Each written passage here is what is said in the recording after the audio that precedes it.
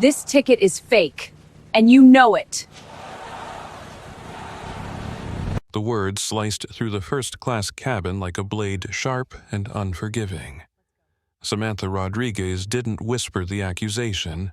She announced it loud enough for every passenger within earshot to hear her voice dripping with authority and contempt. In her perfectly pressed Phoenix Airways uniform, she stood over the young black woman in seat 2A like a judge delivering a verdict. The cabin fell silent except for the low hum of the aircraft's engines. Passengers stopped their conversations mid-sentence, heads turning toward the confrontation unfolding just rows away. The tension was thick enough to choke on. What happened next would destroy careers, change an entire airline, and prove that sometimes the most powerful person in the room is the one you'd least expect. But before we dive into this incredible story of justice, dignity, and consequences, I want to know where you're watching from. Drop your city in the comments below. And if you believe that every passenger deserves respect, regardless of how they look, hit that subscribe button because this story is about to get intense. Now, let me take you back to where it all began, 30,000 feet above the ground, where a torn piece of paper would tear down a culture of discrimination that had been hiding in plain sight for years. Jasmine Thompson sat perfectly still in her first-class seat, her hands folded in her lap, her breathing steady, despite the accusation hanging in the air above her like a storm cloud. She was 20 years old, a junior at Howard University studying aerospace engineering, and she had paid for this seat with money saved from her summer internship. She wore a vintage band t-shirt, comfortable jeans, and sneakers that had seen better days. To most people, she looked like any other college student flying home for the holidays. To Samantha Rodriguez, she looked like a problem that needed solving. Samantha had been a flight attendant for 8 years, and in her mind, she had developed an eye for trouble. She prided herself on maintaining what she called standards in the first-class cabin. She believed she could spot passengers who didn't belong, people who had somehow acquired tickets they couldn't afford through questionable means. She was wrong about a lot of things, but she was about to be proven catastrophically wrong about Jasmine Thompson. The other passengers watched the scene unfold with growing discomfort. Robert Mitchell, a businessman in 4A, slowly reached for his phone. Jennifer Walsh, a civil rights attorney in 3B, sat forward in her seat, her legal instincts already triggered. An elderly Korean-American couple, Harold and Dorothy Kim, exchanged worried glances from across the aisle. None of them knew they were about to witness a moment that would go viral, spark nationwide conversations about discrimination, and ultimately transform how an entire industry treats its customers. They had no idea that the quiet young woman being accused of fraud was about to teach them all a lesson about the power of dignity in the face of prejudice. And Samantha Rodriguez. She had absolutely no clue that she was about to destroy her own career by targeting the daughter of the man who signed her paychecks. 3 hours earlier, Jasmine Thompson had walked through the bustling corridors of Miami International Airport with the quiet confidence of someone who belonged exactly where she was. She carried a worn backpack over one shoulder and a tablet case in her hand, moving with purpose toward Gate A12. Her destination was Atlanta, where her father was celebrating his 51st birthday. What he didn't know was that his daughter was coming home early to surprise him. Jasmine had always been the type of person who preferred to blend into the background. At Howard University, where she was studying aerospace engineering, her professors knew her as the quiet student who asked thoughtful questions and turned in flawless assignments. Her classmates respected her intellect, but often forgot she was in the room until she spoke up with an insight that changed the entire direction of a discussion. She had grown up understanding that the world would often underestimate her.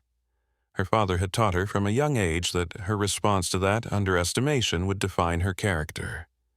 Dignity is not something they can take from you, he had told her when she was 12, and facing her first real encounter with prejudice at school. They can try, but only you can choose to give it away. Today, that lesson would be tested in ways she never imagined. Behind the gate counter, Samantha Rodriguez was having the worst week of her career. At 29, she had been with Phoenix Airways for 8 years. working her way up from domestic routes to international flights. She had always dreamed of becoming a supervisor, maybe even management someday. But last Monday, she had been passed over for promotion again, and the rejection stung more than she cared to admit. The position had gone to Carlos Hernandez, a gate agent with 3 fewer years of experience but a natural warmth with passengers that Samantha had never quite mastered. She had watched him effortlessly defuse tense situations with a smile and genuine concern for travelers' needs. It was a skill she wished she possessed, but instead she had developed a different reputation, the enforcer, the one who made sure rules were followed and standards maintained. Samantha had grown up in Miami, the daughter of immigrant parents who had worked multiple jobs to provide for their family. She understood struggle and sacrifice, which made her even more suspicious of passengers who seemed to have access to luxuries they couldn't possibly afford. In her experience, people tried to game the airlines every day using fake upgrades, counterfeit tickets, or elaborate schemes to access services they hadn't paid for. She believed she was protecting the company's interests. She had no idea she was about to become the face of everything wrong with it. Gate A12 was buzzing with the controlled chaos of holiday travel. Phoenix Airways Flight 447 was a popular route connecting Miami's vibrant Latin American business community with Atlanta's thriving corporate scene. The Boeing 777-300 could carry 347 passengers, and today it was completely sold out. The first-class cabin held 16 seats each, priced at over $2,000 for the 3-hour flight. As passengers began gathering for the boarding process, Samantha surveyed the gate area with the practiced eye of someone who had seen every type of traveler imaginable. She noted the usual suspects, business executives in expensive suits checking their phones constantly, wealthy retirees dressed in designer casual wear, and a handful of younger passengers who might be traveling on corporate accounts or family money. Then her gaze landed on Jasmine Thompson, sitting quietly in the priority boarding area, and every instinct she had developed over 8 years in the airline industry told her something was wrong. The girl was young, probably college-aged, and dressed like she was heading to class rather than sitting in a section reserved for first-class passengers. Her backpack looked like it had been through several semesters of hard use, and her tablet case was worn at the edges. She wasn't checking the time anxiously like the business travelers, wasn't dressed to impress like the wealthy passengers, and she certainly didn't have the entitled demeanor Samantha associated with people who regularly flew first class. What Samantha saw was a young woman who didn't fit her mental image of who belonged in premium seating. What she missed was the quiet strength in Jasmine's posture, the focused intelligence in her eyes, and the fact that she was reviewing aerospace engineering textbooks on her tablet while waiting to board. Captain James Sullivan, a 20-year veteran of Phoenix Airways, was conducting his pre-flight briefing with characteristic efficiency. At 49, he had flown this route hundreds of times and prided himself on running a tight ship. His crew respected him. His safety record was impeccable, and his passengers rarely complained about the service under his command. But Captain Sullivan had developed some blind spots over the years. He trusted his senior crew members to handle cabin issues, rarely questioning their judgment when they reported problems.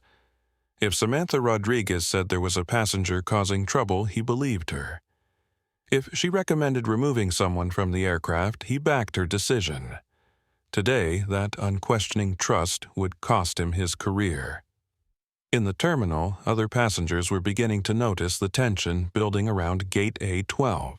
Robert Mitchell, a technology consultant who flew first class several times a month, was scrolling through emails when he noticed the flight attendant staring intently at a young black woman in the priority seating area.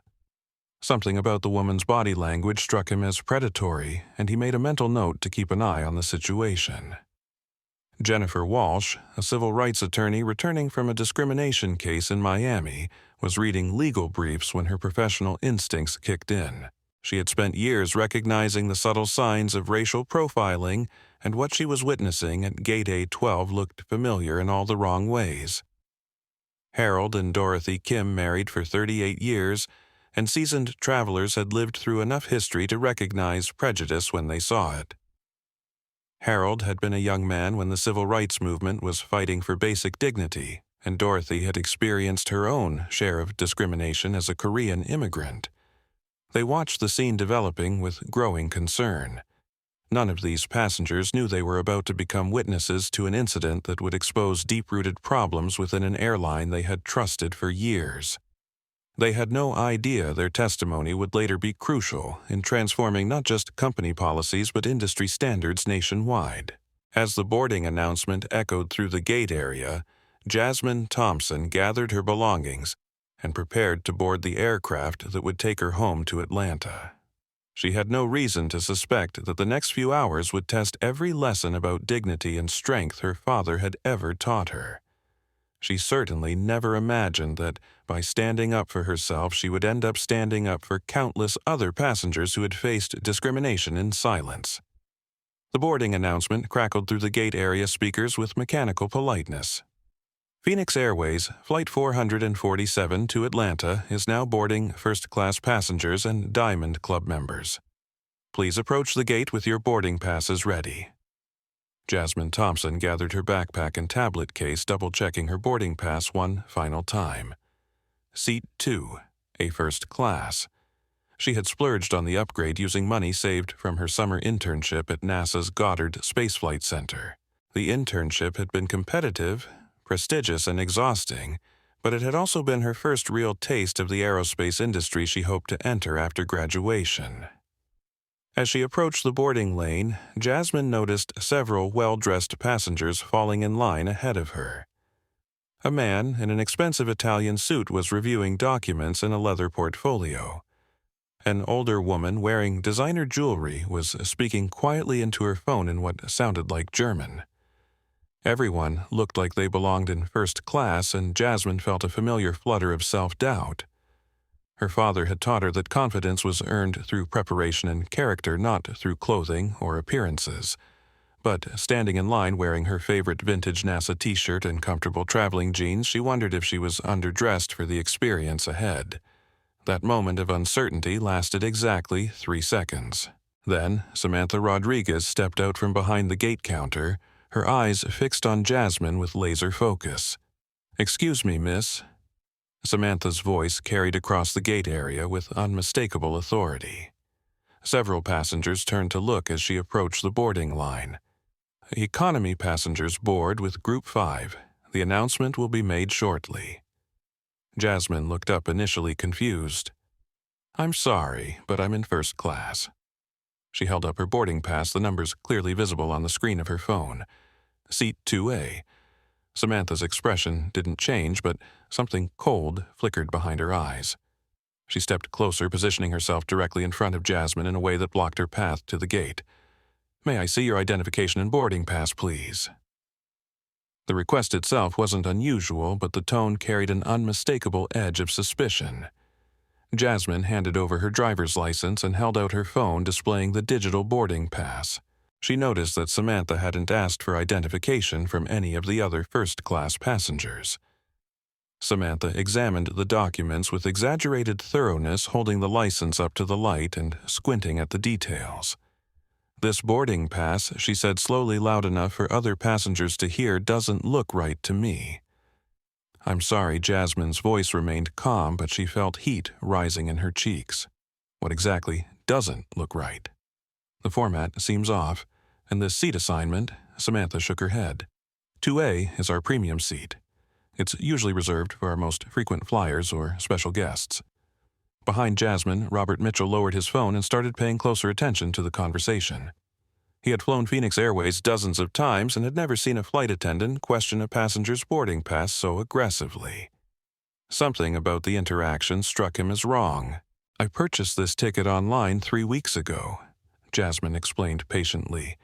"I can show you the confirmation email if you'd like." "Online purchases can be problematic," Samantha replied, handing back the license but continuing to stare at the phone screen. "We see a lot of fraudulent bookings, especially for premium seats. People find ways to manipulate the airline's website, use stolen credit cards, all sorts of schemes." The accusation hung in the air like a toxic cloud. Jasmine felt the stares of other passengers boring into her back. The man in the Italian suit checked his watch impatiently. The elderly German woman had finished her phone call and was listening intently to the exchange. "Are you suggesting my ticket is fraudulent?"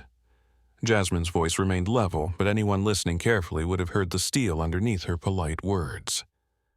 "I'm suggesting," Samantha said, "that maybe there's been a mistake.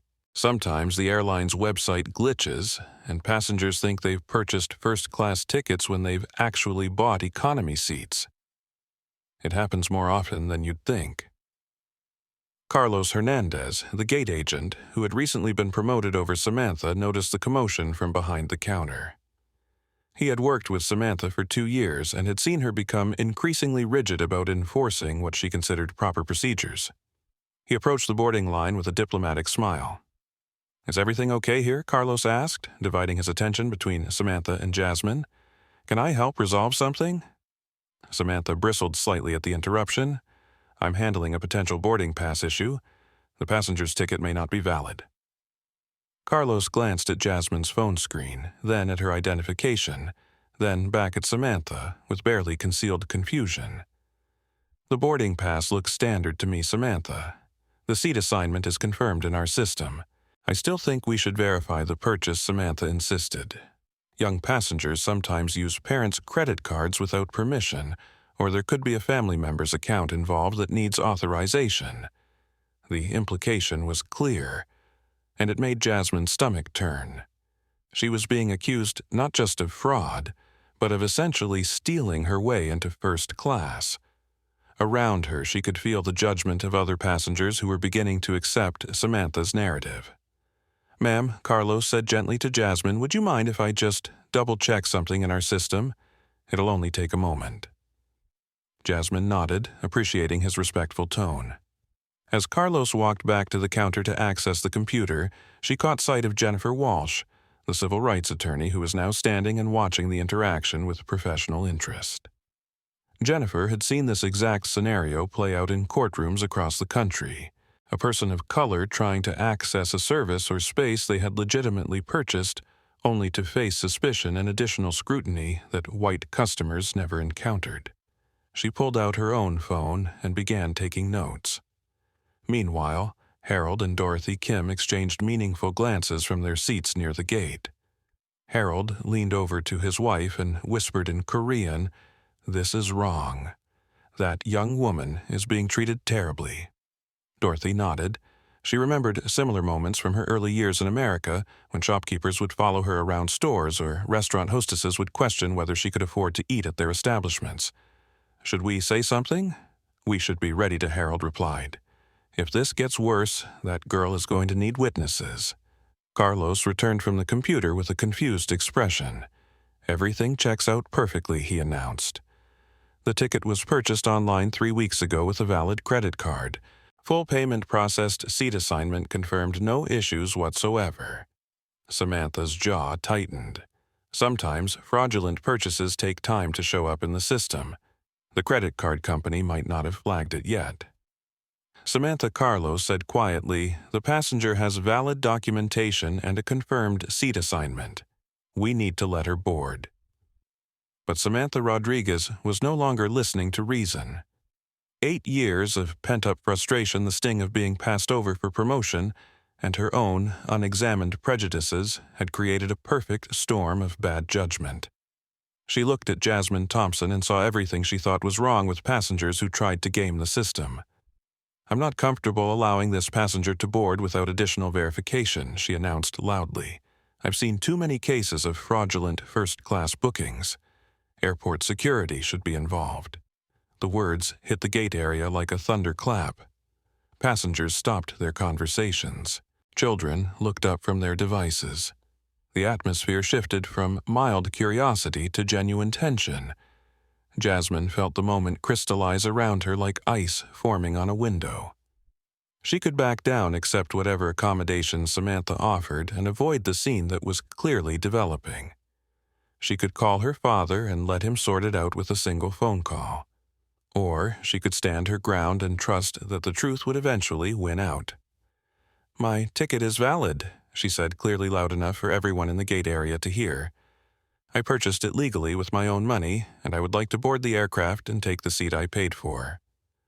Samantha's eyes flashed with something that looked like triumph. "We'll see about that," she muttered, reaching for the radio clipped to her uniform. 20 minutes later, after Carlos Hernandez had quietly overruled Samantha's objections and personally verified Jasmine's booking with the airport supervisor, Jasmine Thompson finally walked down the jet bridge toward Phoenix Airways Flight 447. Her boarding pass had been scanned 3 separate times by 3 different airline employees, each scan confirming what she had known from the beginning: her ticket was legitimate, her seat was confirmed, and she belonged exactly where she was going. But the delay had cost her something more valuable than time. Every passenger boarding behind her had witnessed some portion of the confrontation at the gate. Some looked at her with sympathy, others with curiosity, and a few with the kind of suspicion that Samantha Rodriguez had worked so hard to cultivate. As Jasmine entered the first-class cabin, she felt the familiar weight of being the only black passenger in a space where she was clearly unexpected. The other first-class passengers were already settling into their seats: Robert Mitchell in 4A, typing furiously on his laptop; Jennifer Walsh in 3B, reviewing legal documents with highlighter in hand; Harold and Dorothy Kim in 5A, and 5B sharing a travel magazine and speaking quietly in Korean. Seat 2A was a window seat toward the front of the cabin, offering an excellent view of the wing and the Miami skyline beyond.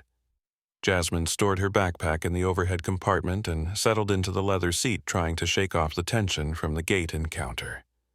She pulled out her tablet and opened the aerospace engineering textbook she had been studying, hoping to review some material for her upcoming exam on orbital mechanics. The equations and diagrams usually helped her focus, providing a mental escape into the logical, predictable world of physics and mathematics. But today she couldn't concentrate.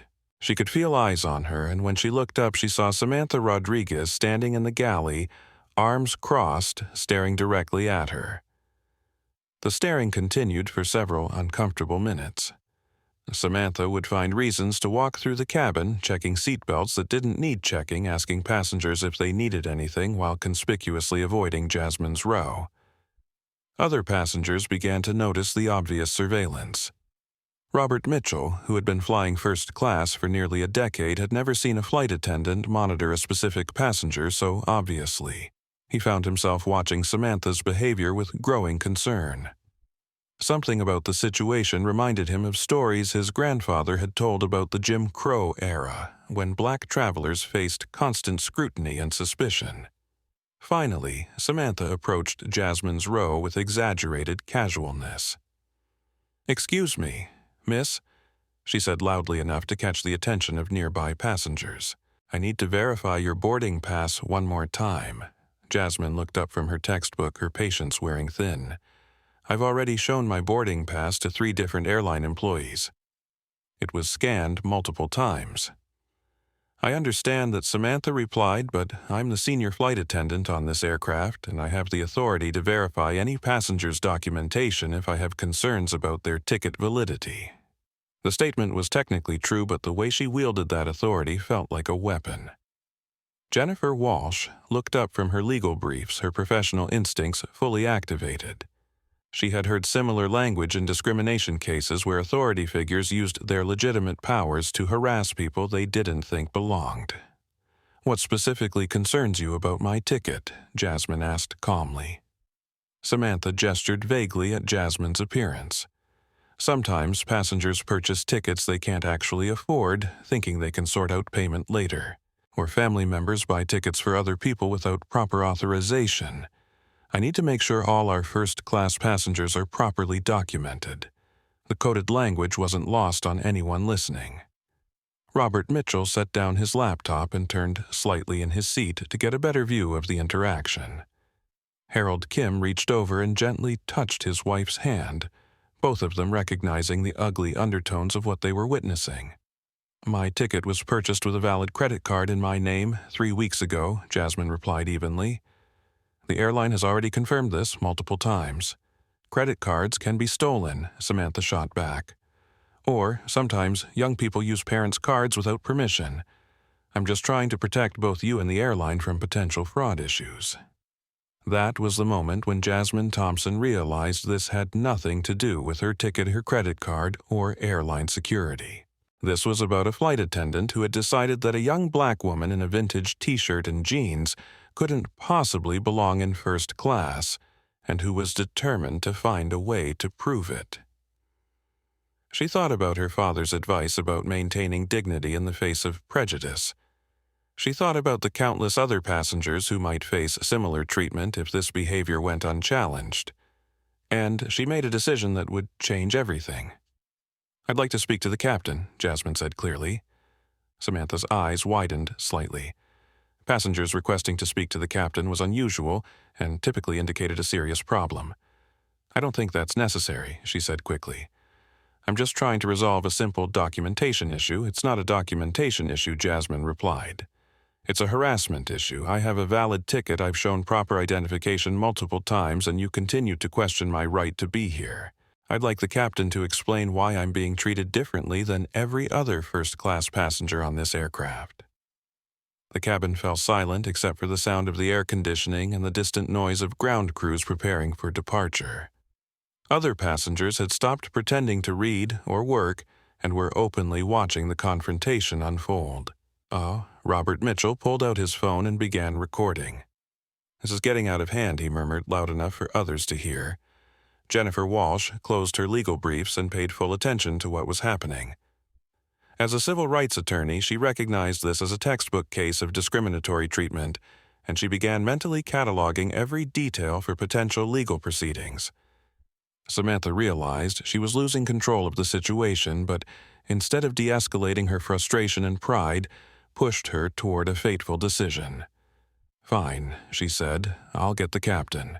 But if there's any irregularity with your ticket, you'll be deplaned before we push back from the gate."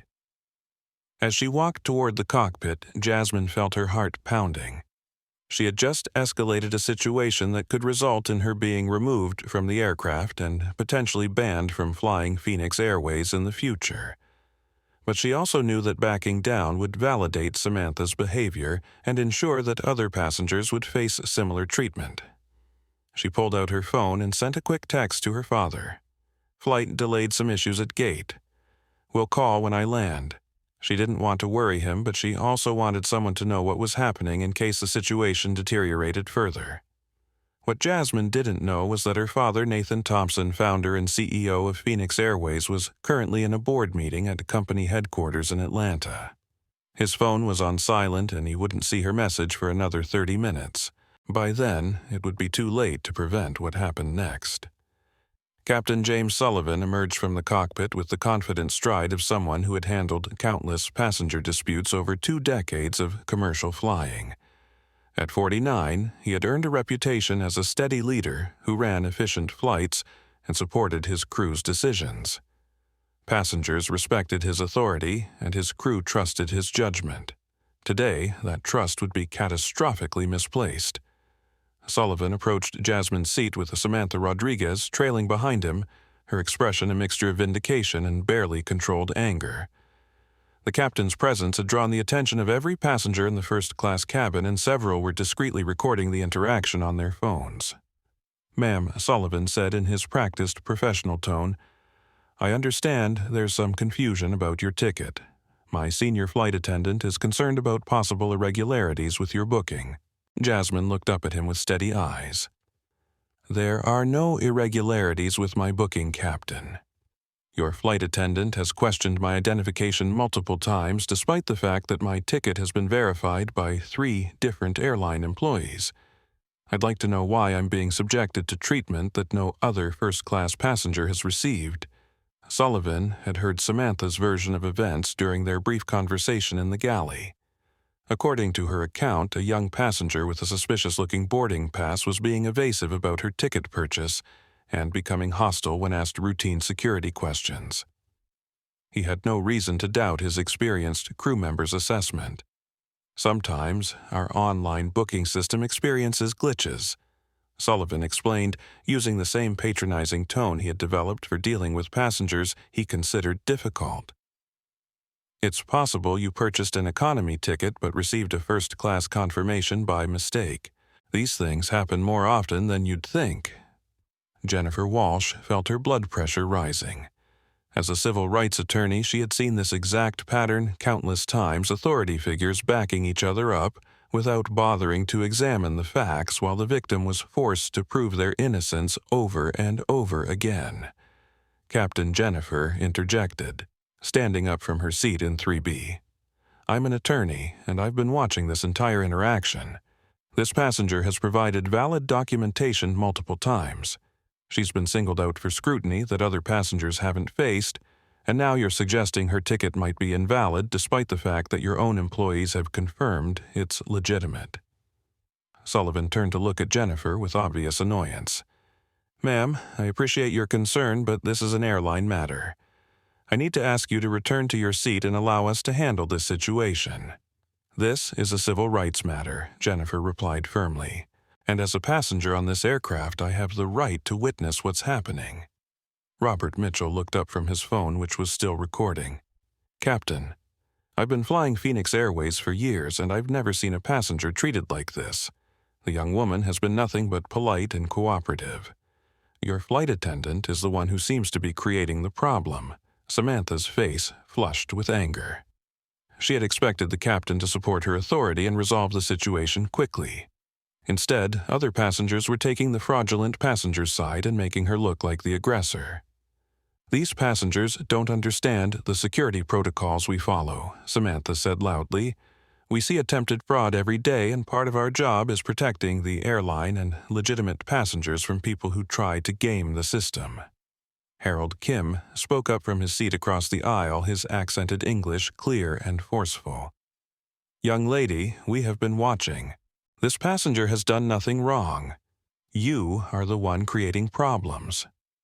His wife, Dorothy, nodded emphatically. "We have seen this before many years ago. It was wrong then, and it is wrong now." Captain Sullivan felt the situation spiraling out of his control. Half his first-class passengers were now involved in what should have been a simple documentation issue. His flight was delayed, his crew was being questioned by passengers, and his authority was being challenged publicly. In his mind, there was only one way to restore order and get his aircraft moving toward its scheduled departure time. "Ma'am," he said to Jasmine, "I'm going to have to ask you to gather your belongings and come with us. We'll sort this out at the gate, and if there's been a mistake, we'll get you properly situated." The words hit Jasmine like a physical blow. After everything she had been through, after her ticket had been verified multiple times by multiple people, she was still being removed from the flight. The injustice of it made her chest tighten and her hands shake with suppressed emotion. But she had promised herself she would maintain her dignity no matter what happened. She would not give them the satisfaction of seeing her break down or lose control. "Captain," she said quietly, "I am not leaving this seat. I purchased this ticket legally. I have provided all the documentation you've requested, and I have done nothing to warrant removal from this aircraft. If you force me to leave it, will be because of discrimination, not because of any legitimate security concern." The word discrimination hung in the air like an explosive device. Captain Sullivan felt his jaw clench. In his experience, passengers who played the race card were usually trying to manipulate the situation to their advantage. "Ma'am, this is not about discrimination. This is about following proper procedures and ensuring the security of all passengers on this aircraft." "Then explain to me," Jasmine said, her voice growing stronger, "why I'm the only passenger who has been required to provide additional documentation. Explain why I'm the only one who has been questioned about how I purchased my ticket. Explain why I'm the only one being threatened with removal." Samantha Rodriguez had heard enough.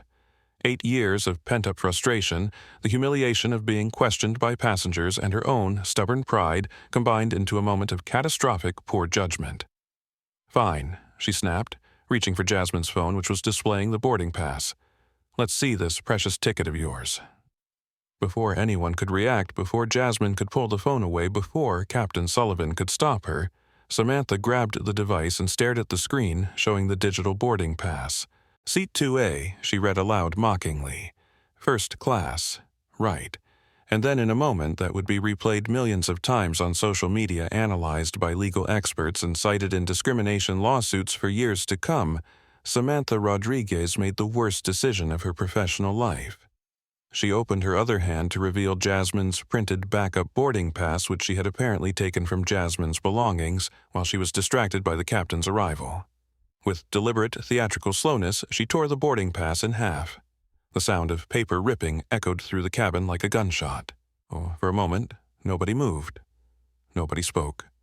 The only sound was the gentle hum of the aircraft's electrical systems and the sharp intake of breath from a dozen witnesses. Samantha dropped the torn pieces onto Jasmine's lap with a satisfied smirk. "Oops," she said mockingly. "Looks like you'll need to get a new boarding pass." From the economy counter, the cabin erupted. "Oh my God," Robert Mitchell exclaimed, his phone capturing every detail. "That's assault," Jennifer Walsh shouted, already mentally composing the civil rights lawsuit that would inevitably follow. "This is outrageous," Harold Kim called out in his accented English while Dorothy reached for her own phone to start recording. But Jasmine Thompson sat perfectly still, staring down at the torn pieces of paper in her lap. The boarding pass that represented her right to be there, her legitimacy as a passenger, her dignity as a human being, lay in shreds. She'd been humiliated, degraded, and literally torn down in front of a cabin full of strangers. Any reasonable person would have been angry, would have shouted, would have demanded justice immediately. Instead, Jasmine Thompson did something that would ultimately prove far more powerful than any outburst could have been. She reached into her backpack, pulled out her phone, and made a call. "Hi, Dad," she said quietly, her voice steady, despite the chaos around her. "I'm having a problem with your airline." The phrase "your airline" hung in the air for exactly 3 seconds before Samantha Rodriguez let out a sharp, derisive laugh. "Right," she said mockingly, loud enough for the entire cabin to hear. "And I suppose you're related to the Pope, too." She turned to Captain Sullivan with exaggerated exasperation. "Captain, this is exactly what I was talking about. When confronted with the consequences of fraud, these people always come up with elaborate stories." But Jasmine wasn't paying attention to Samantha's mockery. She was speaking quietly into her phone, and her words were beginning to penetrate the awareness of passengers who were listening carefully. "Dad, I'm on Flight 447 to Atlanta." She continued calmly. "Gate A-12. There's been an incident with a flight attendant named Samantha Rodriguez. She tore up my boarding pass and is trying to have me removed from the aircraft." Jennifer Walsh, whose legal training had taught her to listen for important details, felt a chill run down her spine. The young woman wasn't just claiming to know someone important. She was providing specific details, specific names, as if she genuinely expected her father to be able to do something about the situation. Captain Sullivan, meanwhile, was growing increasingly impatient with what he saw as a passenger making increasingly desperate claims to avoid the consequences of her fraudulent ticket. "Ma'am, I need you to end that phone call and come with us immediately. You're disrupting the other passengers and delaying our departure." "One moment," Captain Jasmine said politely, still speaking into her phone. "Dad, the captain's name is James Sullivan. The flight attendant who destroyed my boarding pass is Samantha Rodriguez." She paused, listening. "Yes, I'm fine. No, I haven't raised my voice or done anything wrong." Robert Mitchell lowered his phone and leaned forward in his seat. Something about the young woman's demeanor was compelling. She wasn't acting like someone caught in a lie. She was acting like someone who genuinely expected help to arrive soon. Samantha's patience finally snapped completely. "That's enough," she shouted, reaching for Jasmine's phone. "Security, I need security in the first-class cabin immediately."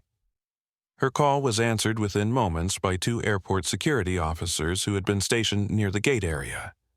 Michael Torres, a 34-year-old Hispanic officer with 6 years of airport security experience, entered the aircraft first, followed by Susan Bradley, a 41-year-old white officer known for her no-nonsense approach to passenger disputes. "What seems to be the problem?" Officer Torres asked, surveying the tense scene in the first-class cabin. Samantha immediately launched into her version of events, speaking rapidly and with obvious agitation. We have a passenger with fraudulent documentation who has been disruptive and uncooperative. She's been asked to deplane multiple times but refuses to comply. She's now making threatening phone calls and claiming to have connections she obviously doesn't have." Officer Bradley looked around the cabin, noting the torn boarding pass pieces still scattered in Jasmine's lap, and the numerous passengers who were recording the interaction on their phones. "Ma'am," she said to Jasmine, "can you please end your phone call and provide identification?" Jasmine looked up calmly. "I'm speaking with my father about this situation. I'll be happy to provide identification as soon as I finish this call. End the call now." Officer Bradley commanded her tone, brooking no argument. Jasmine spoke into the phone one more time. "Dad, airport security is here. I need to go." She listened for a moment, then nodded. "Yes, I understand. I'll wait." She ended the call and handed her driver's license to Officer Torres, who examined it carefully while Officer Bradley questioned Captain Sullivan about the situation. Meanwhile, Jennifer Walsh stood up from her seat, her civil rights training compelling her to intervene. "Officers, my name is Jennifer Walsh, and I'm an attorney. I've witnessed this entire incident from the beginning, and I need you to know that this passenger has been subjected to discriminatory treatment." Officer Torres looked up from Jasmine's identification. "Ma'am, I need you to return to your seat. We'll take witness statements if necessary, but right now we need to focus on resolving the immediate situation." "The immediate situation," Jennifer replied firmly, "is that this young woman has been harassed and humiliated by airline staff despite having valid documentation. Multiple passengers witnessed the flight attendant deliberately destroy this passenger's boarding pass. Harold Kim stood up from his seat across the aisle, his wife Dorothy beside him.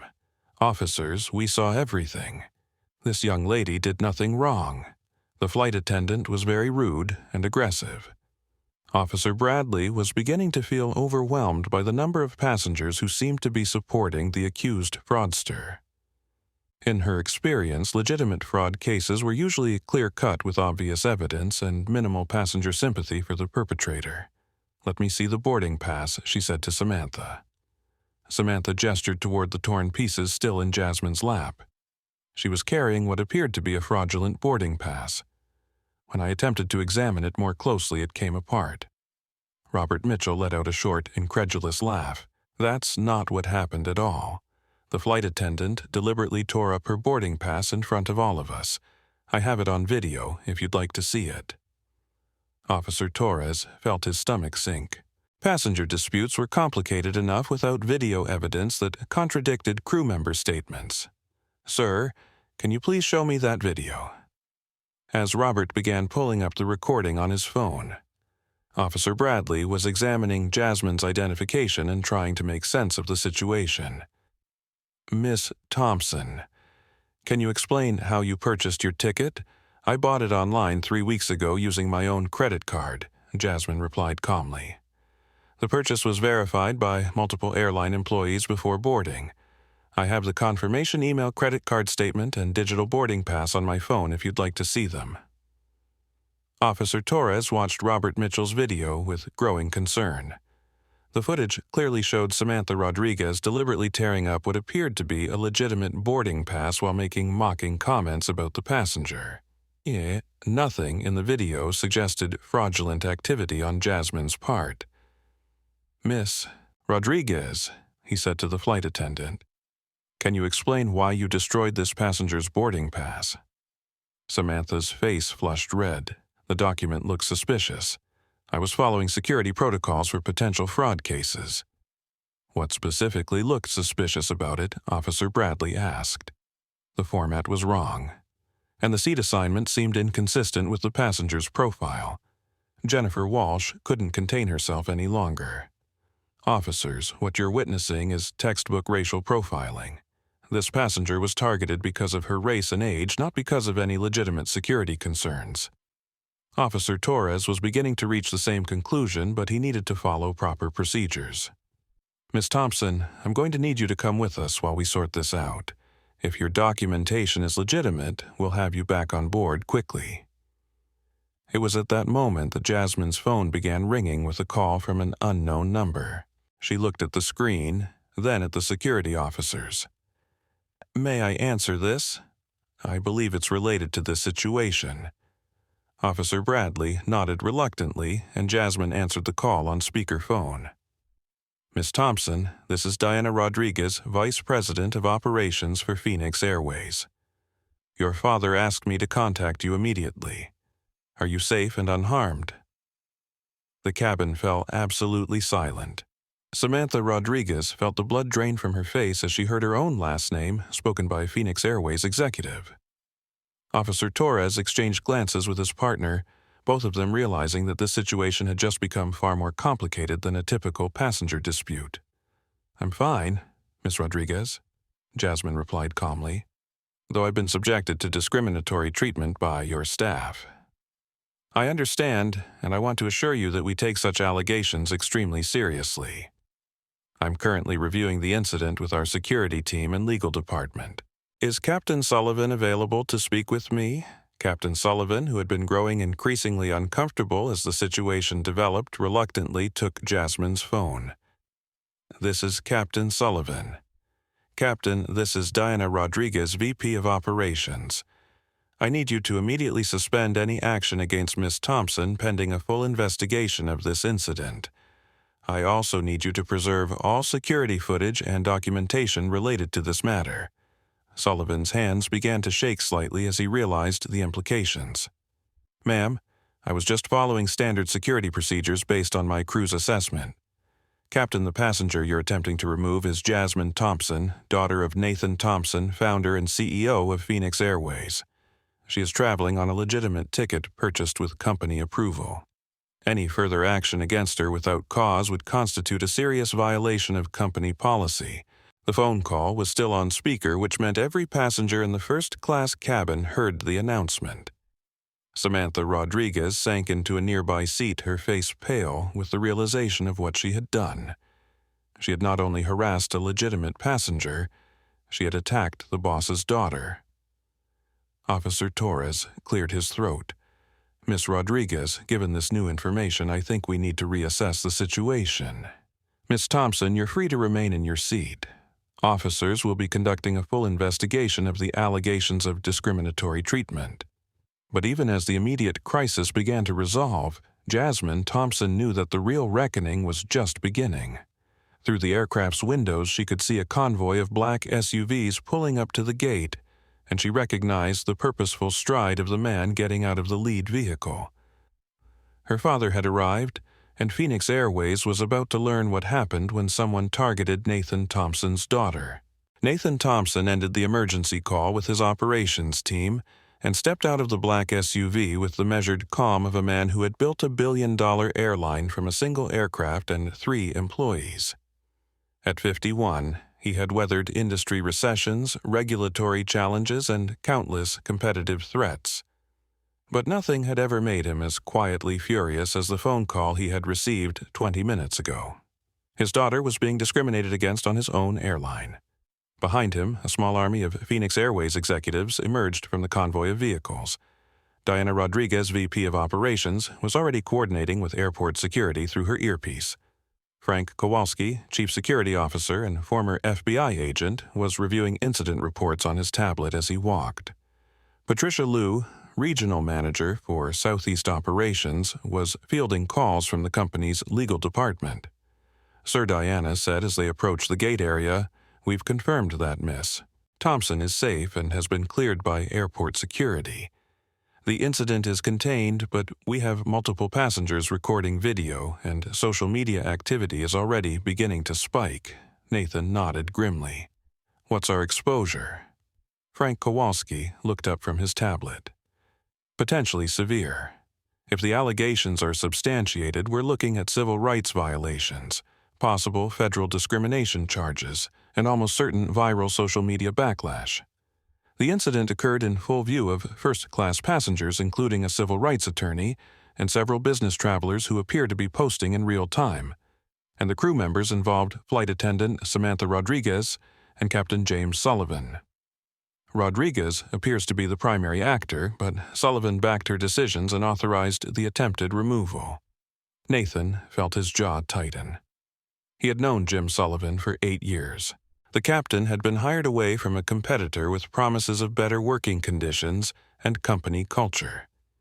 Nathan had personally approved his hiring and had considered him a solid, reliable pilot.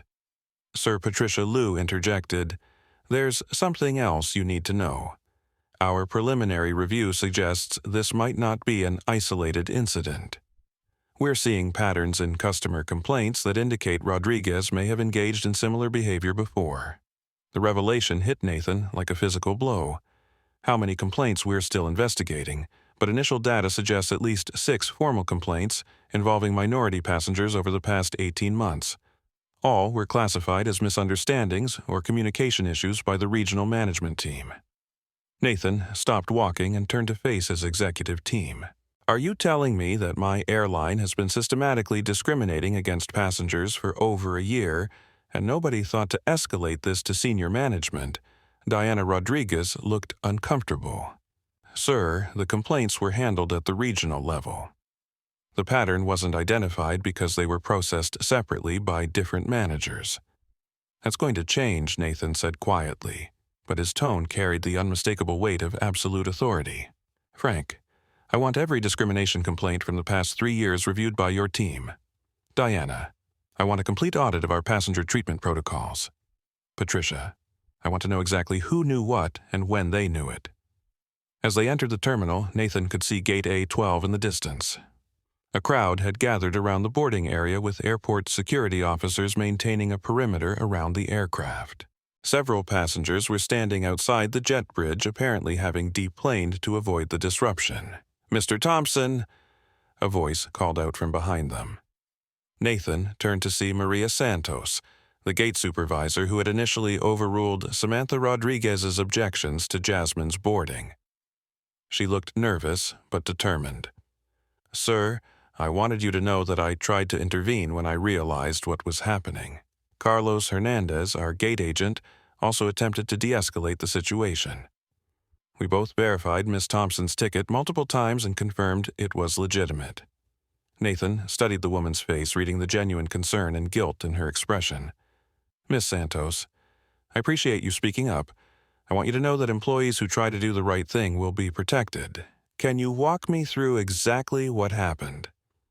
As Maria recounted the events at the gate, Nathan felt his anger growing, not just at the discrimination his daughter had faced, but at the system failures that had allowed such treatment to become normalized. The fact that 2 employees had tried to intervene suggested that the problematic behavior was obvious and preventable. Sir Frank Kowalski said quietly, "We need to board the aircraft. Miss Thompson is still in seat 2A, and the other passengers are growing restless." Nathan nodded and walked purposefully toward the jet bridge. As he stepped onto the aircraft, he could immediately sense the tension in the air.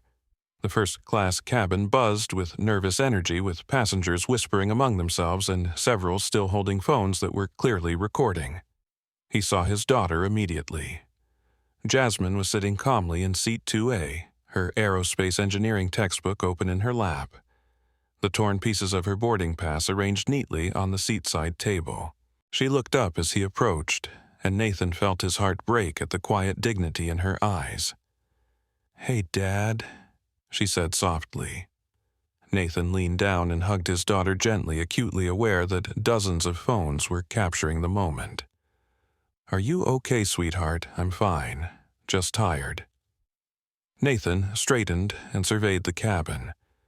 He recognized the civil rights attorney from news coverage, the businessman who appeared to be live streaming on social media, and the elderly couple who were watching the interaction with obvious sympathy. "Ladies and gentlemen," he said in a clear, calm voice that carried throughout the cabin, "my name is Nathan Thompson. I'm the founder and CEO of Phoenix Airways. I want to personally apologize for the unacceptable treatment my daughter has received, and for the disruption this has caused to your travel." Robert Mitchell lowered his phone.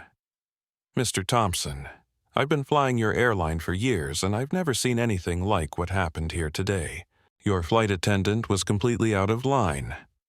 "I agree completely, sir, and I want to assure you that there will be immediate and appropriate consequences for the behavior you witnessed." Jennifer Walsh stood up from her seat. Mr. Thompson, I'm Jennifer Walsh, a civil rights attorney. What I witnessed today was textbook discrimination. Your daughter handled herself with remarkable grace, but she shouldn't have had to endure that treatment at all. Nathan nodded grimly. Miss Walsh, you're absolutely right. The behavior you witnessed violates every principle my company was built on. I founded Phoenix Airways with the belief that every passenger deserves to be treated with dignity and respect, regardless of their background or appearance.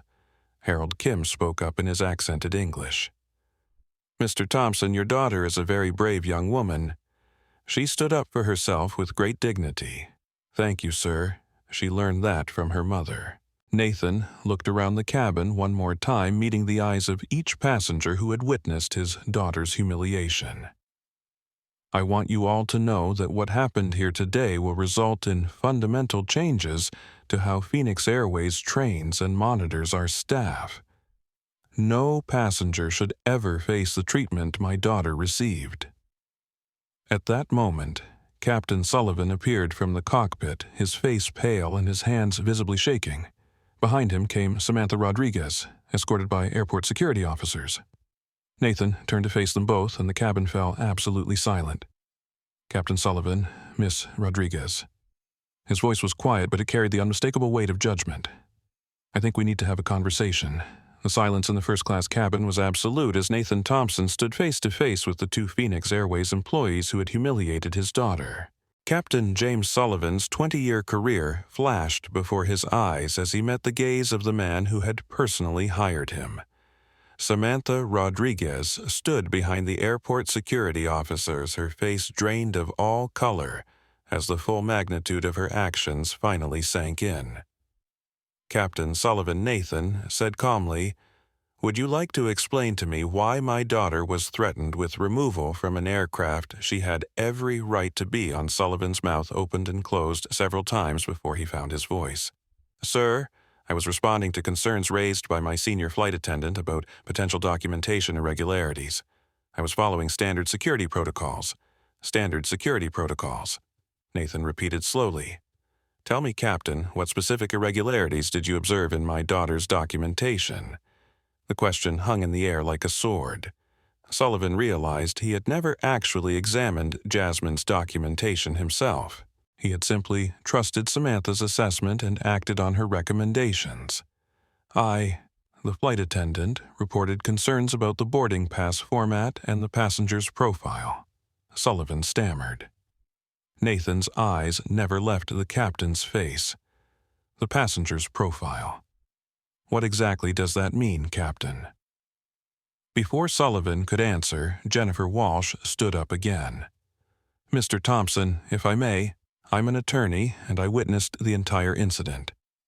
Your daughter was singled out for scrutiny that other passengers didn't face. When asked to explain the irregularities, your flight attendant made vague statements about the passenger not looking right for first class." Robert Mitchell nodded vigorously. "That's exactly what happened. The flight attendant kept staring at your daughter from the moment she sat down, then started questioning her ticket for no apparent reason." Harold Kim spoke up from his seat. "Mr. Thompson, we have traveled many times and we know discrimination when we see it. Your daughter was treated very badly." Nathan turned his attention to Samantha Rodriguez, who was now visibly trembling. "Miss Rodriguez, you've been with Phoenix Airways for 8 years. In that time, have you ever torn up a passenger's boarding pass?" Samantha's voice came out as barely a whisper. "No, sir. Have you ever questioned a first-class passenger's right to their seat based on their appearance?" "I was concerned about fraud, sir. We're trained to watch for suspicious behavior." "Suspicious behavior," Nathan repeated. "Miss Rodriguez, my daughter, is a junior at Howard University studying aerospace engineering. She earned her ticket to that seat through a NASA internship. What exactly was suspicious about her behavior? The question exposed the hollowness of Samantha's justifications. Jasmine had been quiet, polite, and cooperative throughout the entire ordeal. She had provided documentation when requested, answered questions respectfully, and maintained her composure even when being publicly humiliated. Diana Rodriguez, the VP of Operations, stepped forward with a tablet in her hands. "Sir, I've been reviewing Miss Rodriguez's service record while we were walking to the aircraft. She's received multiple complaints over the past 18 months, all involving minority passengers in premium cabin. The revelation sent a murmur through the cabin. Several passengers pulled out their phones again, realizing they were witnessing not just the aftermath of a single incident, but the exposure of a pattern of discriminatory behavior. Multiple complaints. Nathan said, his voice growing colder. Miss Rodriguez, were you aware that passengers had complained about your treatment of minority travelers? Samantha's shoulders sagged. I received some feedback, but my supervisor said they were isolated incidents. Misunderstandings. Nathan looked around the cabin at the passengers who had witnessed the events. Miss Walsh, as an attorney, would you characterize what you witnessed as a misunderstanding? Jennifer Walsh shook her head firmly. Absolutely not. What I witnessed was deliberate targeted harassment based on racial profiling. The flight attendant made assumptions about your daughter's legitimacy as a passenger based solely on her appearance and demographics. Frank Kowalski, the chief security officer, approached Nathan with his tablet. Sir, I've just received preliminary results from our complaint database analysis. Over the past 3 years, Ms. Rodriguez has been involved in 17 incidents involving minority passengers. All were classified as service issues rather than discrimination complaints. The number hit the cabin like a thunderbolt. 17 incidents meant this wasn't an isolated case of bad judgment. It represented a pattern of behavior that had been allowed to continue unchecked for years. Nathan felt a cold fury building in his chest. 17 incidents.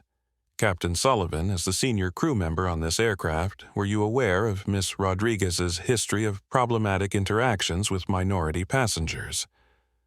Sullivan shook his head rapidly. No, sir. I had no knowledge of any prior complaints.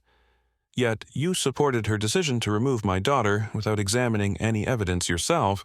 The captain realized he was trapped by his own lack of due diligence. Sir, I trusted my crew's professional judgment.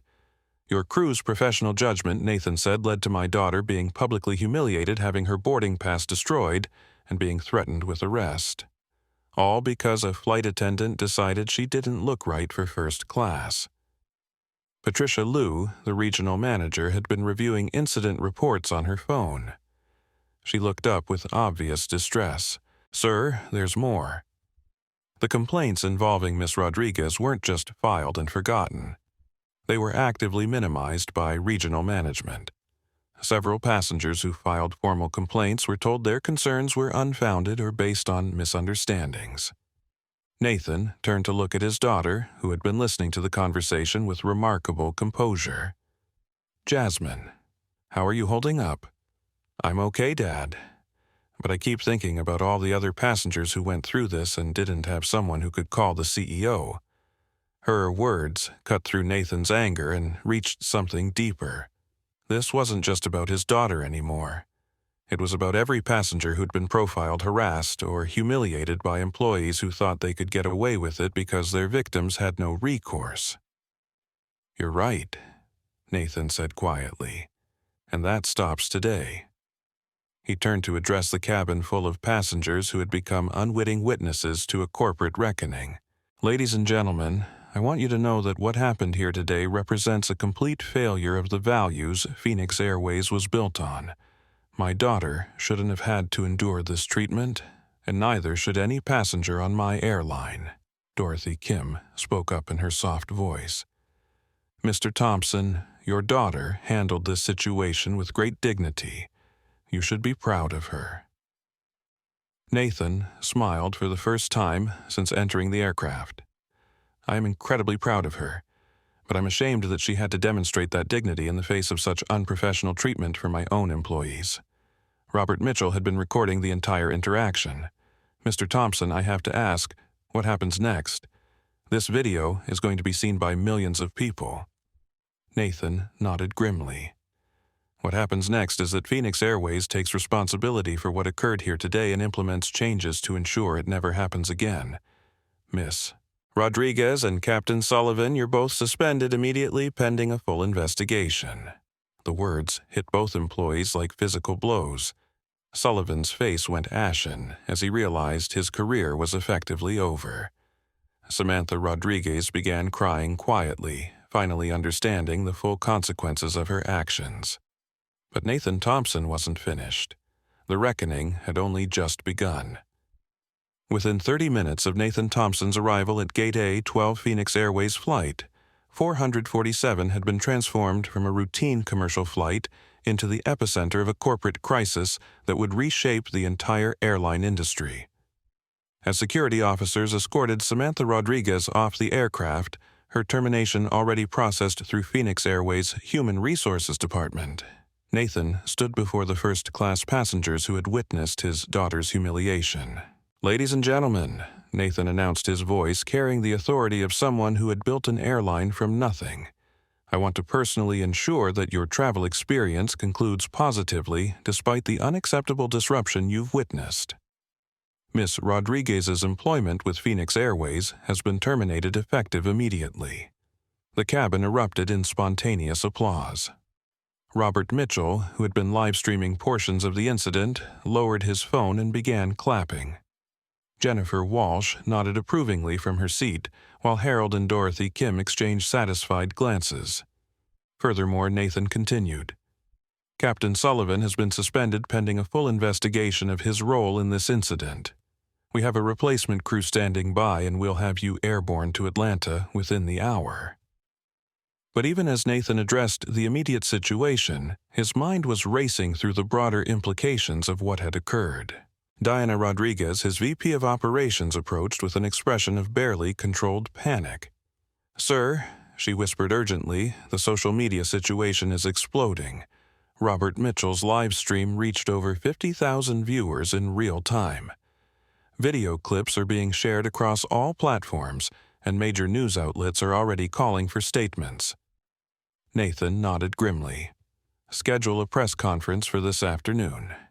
We're going to address this head-on, not try to hide from it or spin it into something it wasn't." Frank Kowalski, the chief security officer, had been coordinating with airport authorities throughout the incident. He approached Nathan with his tablet displaying multiple incident reports. "Sir, we need to discuss the legal implications immediately. The passenger treatment documented here could trigger federal civil rights investigations."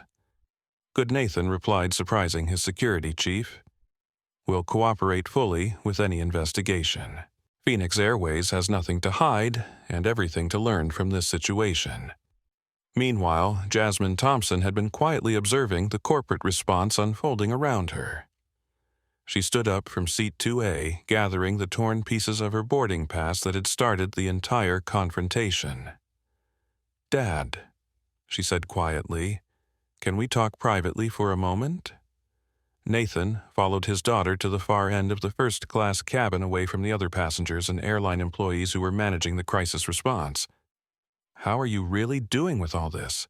Nathan asked, studying his daughter's face for signs of the trauma she must be experiencing. "I'm okay," Jasmine replied, "but I'm worried about something. This is going to be a huge story, isn't it? My name, my face, everything that happened here is going to be all over the news."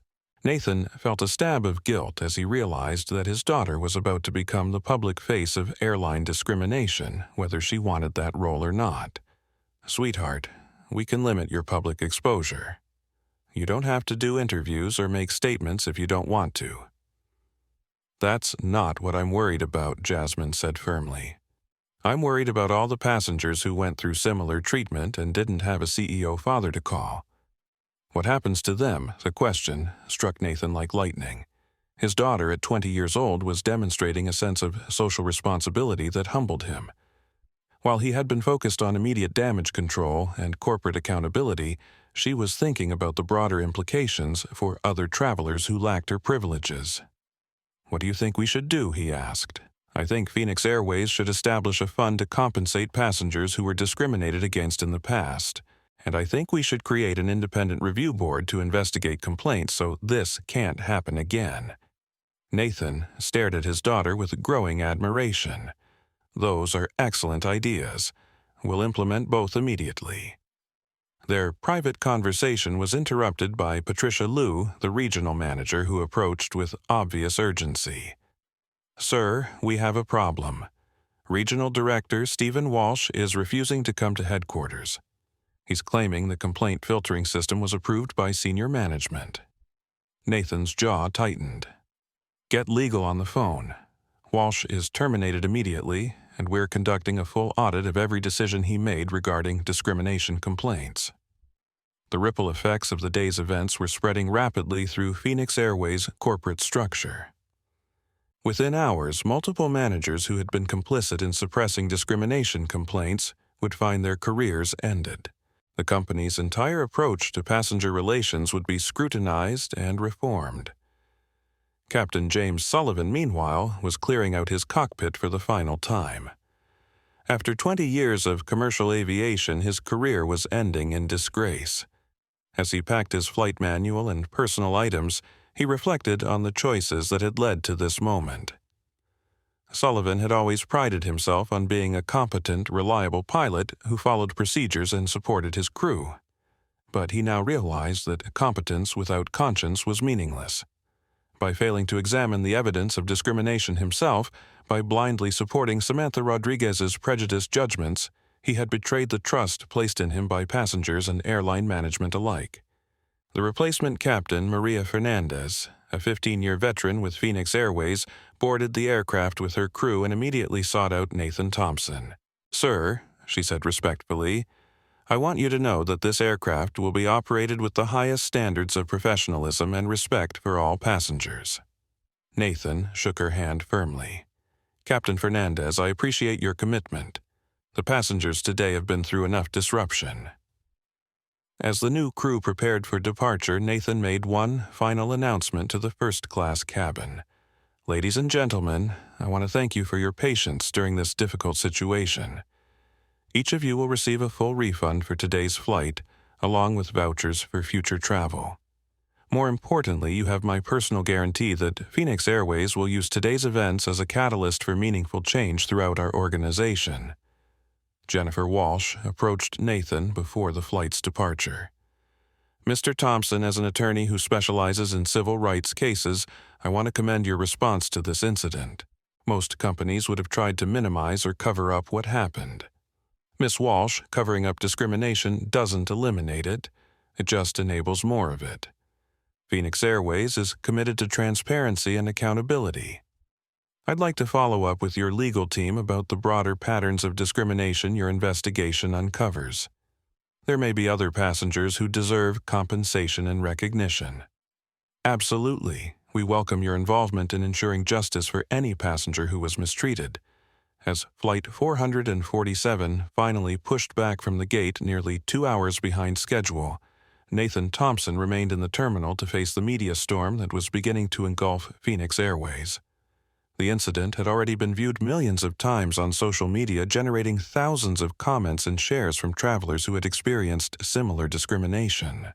But rather than viewing the publicity as a crisis to be managed, Nathan saw it as an opportunity to demonstrate corporate leadership in addressing institutional prejudice.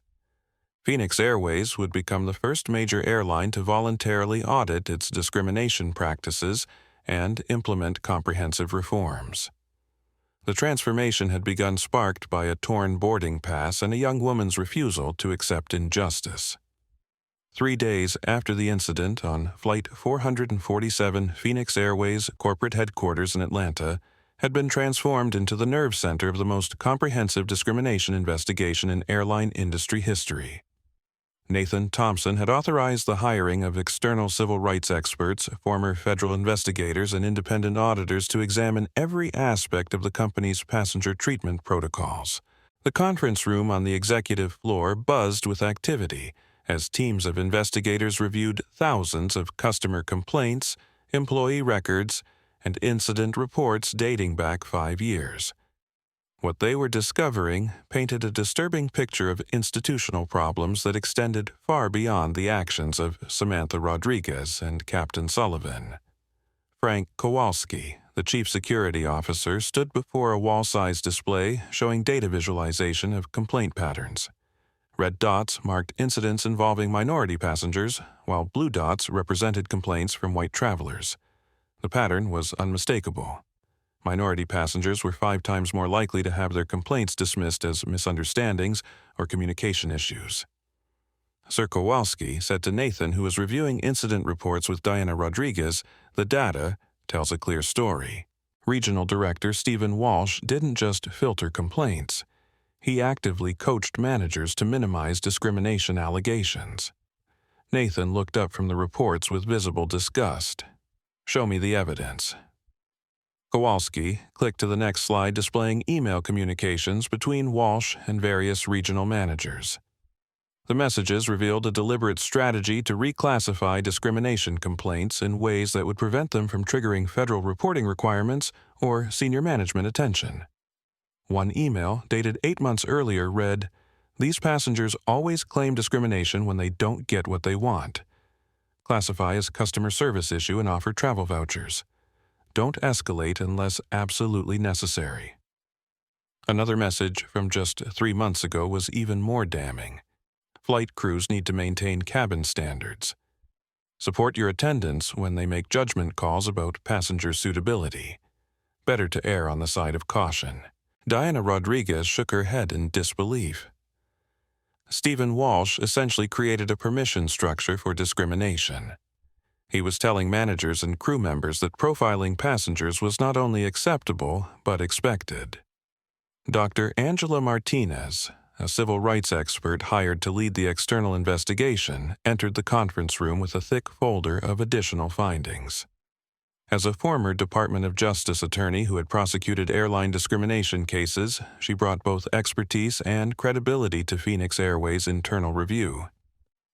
"Mr. Thompson," Dr. Martinez said, "we've completed our review of passenger complaints from the past 3 years.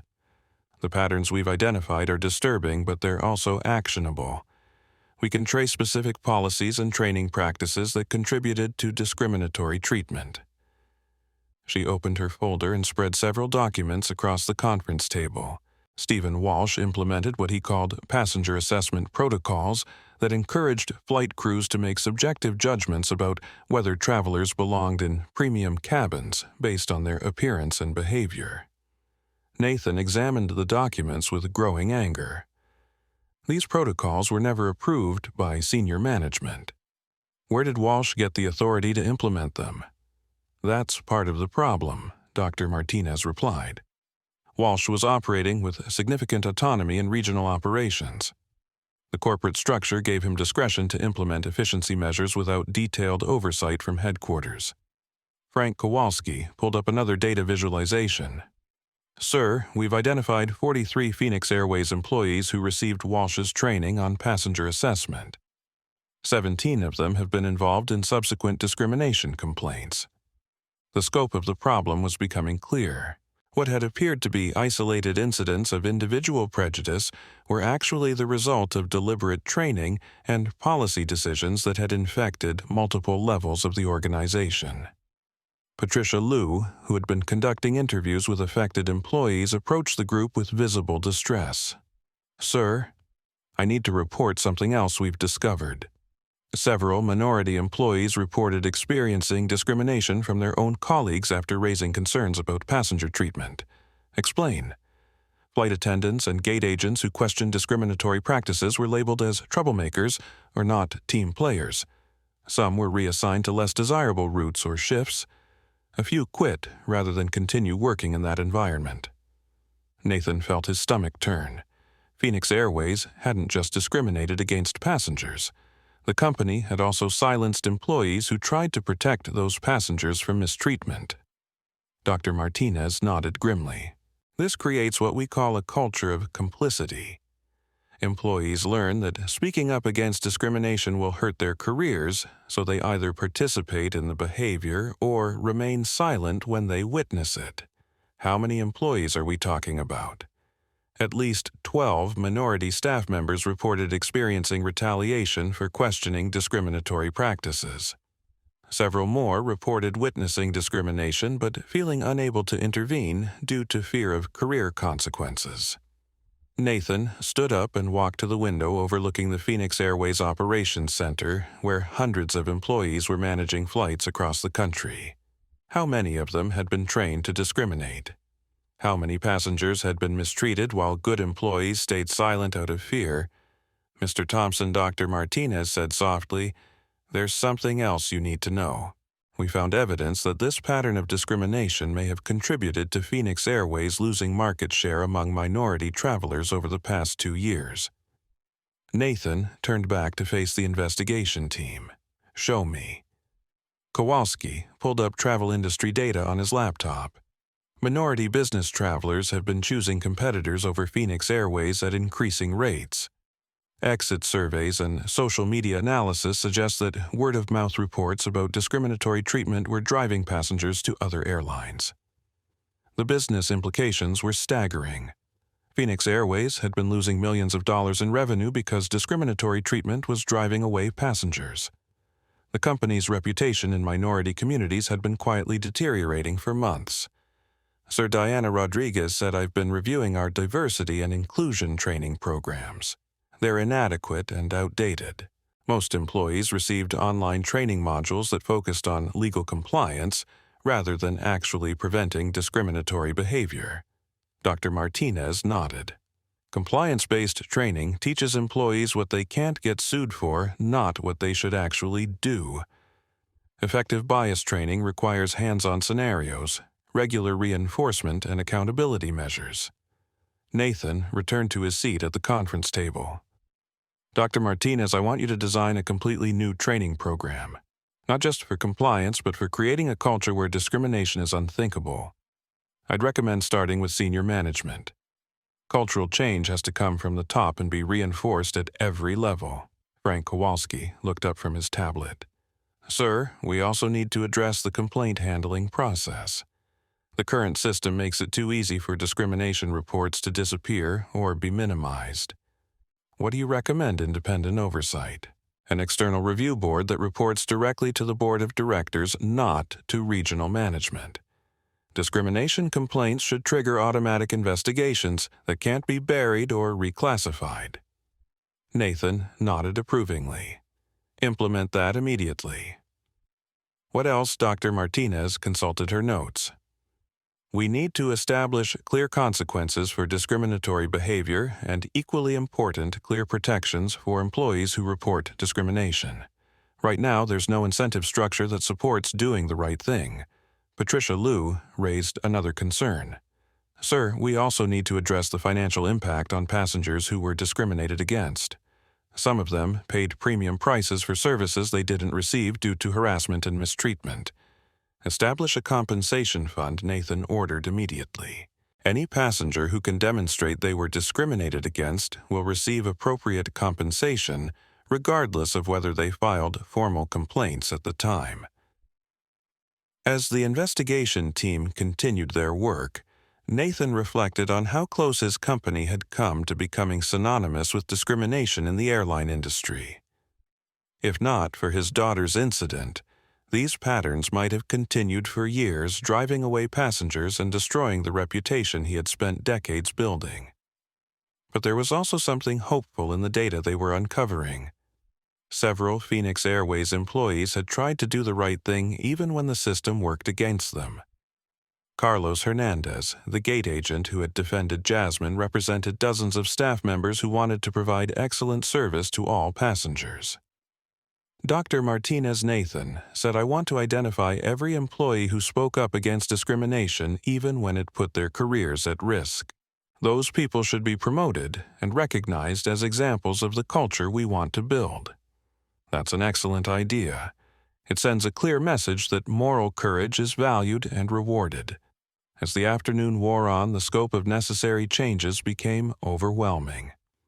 Phoenix Airways would need to revise training programs, restructure complaint procedures, implement oversight mechanisms, and rebuild trust with communities that had been alienated by discriminatory treatment. But Nathan Thompson had built an airline from nothing, and he was determined to rebuild its culture with the same commitment that had created the company in the first place. Phoenix Airways would emerge from this crisis as an industry leader in civil rights and passenger dignity. The investigation was revealing painful truths, but it was also creating a roadmap for transformation that would benefit every passenger who flew with Phoenix Airways in the future. 1 week after the incident, on Flight 447, Nathan Thompson stood before a packed auditorium at Phoenix Airways headquarters facing 800 employees from across the company's operations. The audience included pilots, flight attendants, gate agents, mechanics and customer service representatives, and managers from every level of the organization. The tension in the room was palpable as employees waited to learn how their company would respond to the discrimination scandal that had dominated news coverage for days. 7 days ago, Nathan began his voice carrying to every corner of the auditorium, "Phoenix Airways failed one of our passengers in the most fundamental way possible. My daughter Jasmine was discriminated against, harassed, and humiliated by employees who forgot that every passenger who steps onto our aircraft deserves to be treated with dignity and respect." The room was absolutely silent. Many employees had seen the viral videos of the incident, and some had been personally affected by the investigation and reforms that followed. "But this isn't just about one incident or one passenger," Nathan continued. "Our investigation has revealed patterns of discriminatory treatment that violate everything Phoenix Airways was built on. Today, I'm announcing comprehensive changes that will transform how our company operates." He clicked a remote control and a large screen displayed the Phoenix Airways Passenger Bill of Rights, a document that had been drafted by Dr. Angela Martinez and the Civil Rights Investigation Team. "Every Phoenix Airways employee will commit to these principles," Nathan announced, reading from the display. "Every passenger will be treated with dignity regardless of their race, ethnicity, religion, age, gender, sexual orientation, or economic status. Every passenger complaint will be investigated thoroughly and fairly. Every employee has a duty to intervene when they witness discriminatory treatment." Diana Rodriguez, the VP of Operations, took the podium next to outline specific policy changes. Effective immediately, Phoenix Airways is implementing zero-tolerance policies for discrimination. Any employee found engaging in discriminatory behavior will face immediate termination. Any manager who suppresses or minimizes discrimination complaints will face the same consequences. A murmur ran through the audience as employees realized the seriousness of the company's commitment to change. "We're also establishing an independent passenger rights office," Diana continued, headed by Dr. Angela Martinez, who will report directly to our board of directors. "This office will investigate all discrimination complaints and will have the authority to implement corrective actions throughout the company." Frank Kowalski, the chief security officer, addressed the audience about new oversight procedures. "Every passenger interaction that involves questioning someone's ticket or requesting additional documentation will be automatically reviewed by our Passenger Rights Office. Crew members will be required to provide written justification for any action that singles out individual passengers for special scrutiny." The announcement sent a clear message: the days of subjective passenger assessment were over. Flight attendants and gate agents would need objective reasons for any action that could be perceived as discriminatory. Nathan returned to the podium to address the human element of the changes. "I know some of you are concerned about how these new policies will affect your ability to do your jobs effectively. Let me be clear, these changes will make you better at your jobs by giving you clear, consistent guidelines for treating all passengers fairly." He clicked to the next slide, which displayed statistics about the company's performance since implementing emergency reforms following the investigation. "In the past week, since we began enforcing zero-tolerance policies, passenger satisfaction scores have increased significantly. Complaint resolution times have improved, and we've identified dozens of employees who have consistently provided excellent service to all passengers regardless of their backgrounds." Carlos Hernandez, the gate agent who had defended Jasmine Thompson during the original incident, was called to the stage. He approached the podium nervously, still processing the fact that he had been promoted to Director of Customer Experience for the Southeast region. Carlos demonstrated exactly the kind of judgment and moral courage we expect from Phoenix Airways employees, Nathan said, placing a hand on the young man's shoulder. When he saw discrimination happening, he intervened to protect a passenger's rights. "That's the standard we want every employee to meet."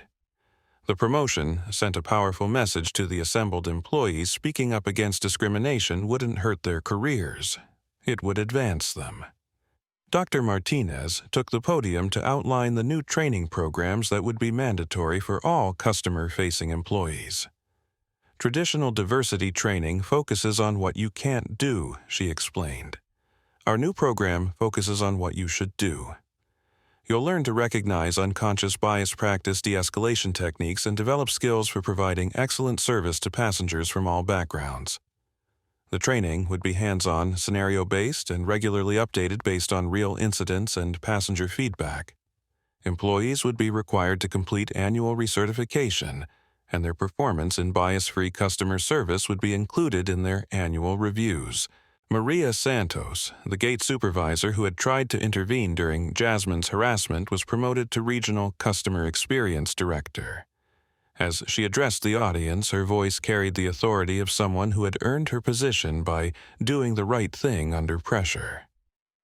I've worked for Phoenix Airways for 12 years, Maria said, and I've seen how easy it is for small prejudices to become big problems if nobody speaks up. The new policies give us permission to do what many of us wanted to do all along: treat every passenger like a valued customer.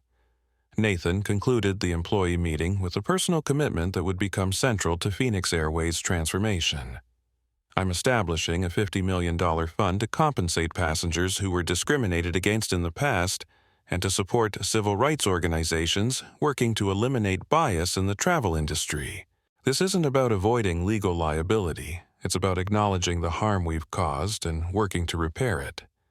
The announcement was met with sustained applause from employees who understood that their company was choosing accountability over damage control. After the employee meeting, Nathan held a press conference that was broadcast live on multiple news networks. Reporters from across the country had gathered to hear how Phoenix Airways would respond to the discrimination scandal that had sparked national conversations about airline passenger treatment. Phoenix Airways takes full responsibility for the discriminatory treatment passengers have experienced, Nathan told the assembled media. We're not going to minimize these incidents or make excuses for them. Instead, we're implementing the most comprehensive anti-discrimination program in the airline industry. When asked about the financial impact of the reforms, Nathan was direct. Discrimination is expensive. It costs us passengers, it costs us reputation, and it costs us our values. The investment we're making in bias-free customer service will pay for itself through improved customer loyalty and operational efficiency. A reporter from the Washington Post asked about federal oversight of the airline industry. Nathan's response surprised many observers. I welcome federal oversight of airline passenger treatment policies, he said. Phoenix Airways will share our training materials and oversight procedures with any airline that wants to implement similar programs. Eliminating discrimination benefits the entire industry, not just our company.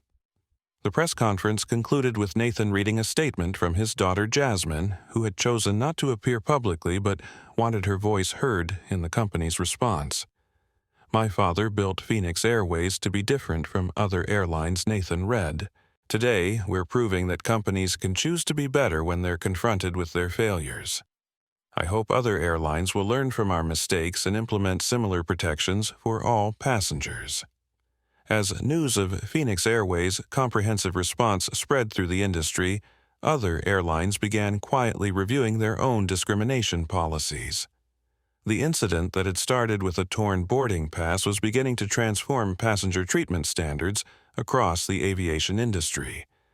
The reforms at Phoenix Airways were just the beginning of a movement that would make air travel more dignified and equitable for millions of passengers. 3 months after the incident that changed everything, Jasmine Thompson stood in the boardroom of Phoenix Airways headquarters delivering a presentation to the company's senior leadership team about the new passenger advocacy program she had helped design. The same quiet dignity that had carried her through public humiliation now powered her voice as she spoke about creating protection for travelers who lacked the privilege of being the CEO's daughter. The Phoenix Passenger Protection Initiative is based on a simple principle, Jasmine explained, clicking through slides that displayed program components. Every passenger should receive the same respectful treatment regardless of their background appearance or perceived economic status. The program represented a revolutionary approach to airline customer relations. Instead of reactive complaint procedures, Phoenix Airways was implementing proactive oversight to prevent discrimination before it occurred. Jasmine had worked with Dr. Angela Martinez and civil rights experts to create monitoring systems that would identify potential bias in real time. Nathan Thompson watched his daughter present to executives with a mixture of pride and amazement. The shy engineering student who had been targeted for discrimination had emerged as a confident advocate for civil rights reform. Her transformation from victim to changemaker illustrated the power of turning personal pain into purpose. The mobile app component allows passengers to report discrimination immediately. Jasmine continued with direct escalation to our passenger rights office. But more importantly, it creates a feedback loop that helps us identify problematic patterns before they become widespread. Samantha Rodriguez, the VP of Operations, raised her hand. Jasmine, how do we ensure that employees don't feel like they're being constantly monitored or suspected of bias? Jasmine's answer demonstrated the thoughtfulness that had impressed everyone who worked with her. The system focuses on education and support rather than punishment. When potential bias is detected, employees receive additional training and mentoring. The goal is to help people become better at their jobs, not to catch them making mistakes. Her approach reflected lessons learned from months of studying successful anti-bias programs in other industries. Jasmine had spent her summer break reading academic research, interviewing civil rights leaders, and visiting other companies that had implemented effective discrimination prevention programs. The transformation hadn't been easy. Jasmine had struggled with anxiety and depression following her public humiliation, requiring counseling to process the trauma of being discriminated against in front of dozens of strangers. The viral nature of the incident had made her a public figure overnight, with thousands of people offering both support and criticism of her father's response. But Jennifer Walsh, the civil rights attorney who had witnessed the original incident, had become a mentor and friend. Jennifer had helped Jasmine understand that her experience, while painful, could be transformed into a force for positive change if she chose to use it that way. The scholarship component of the initiative is particularly important, Jasmine explained, advancing to the next slide. We're providing full college scholarships to 50 minority students each year who want to pursue careers in aviation or hospitality. The goal is to increase diversity in leadership positions throughout the travel industry. The scholarship program had been Jasmine's idea, born from her recognition that lasting change required diverse voices in positions of power. Too many airlines and hotels were led by people who had never experienced discrimination and therefore couldn't effectively prevent it. Frank Kowalski, the chief security officer, asked about implementation challenges. How do we scale these programs across our entire operation without creating bureaucratic obstacles to normal customer service?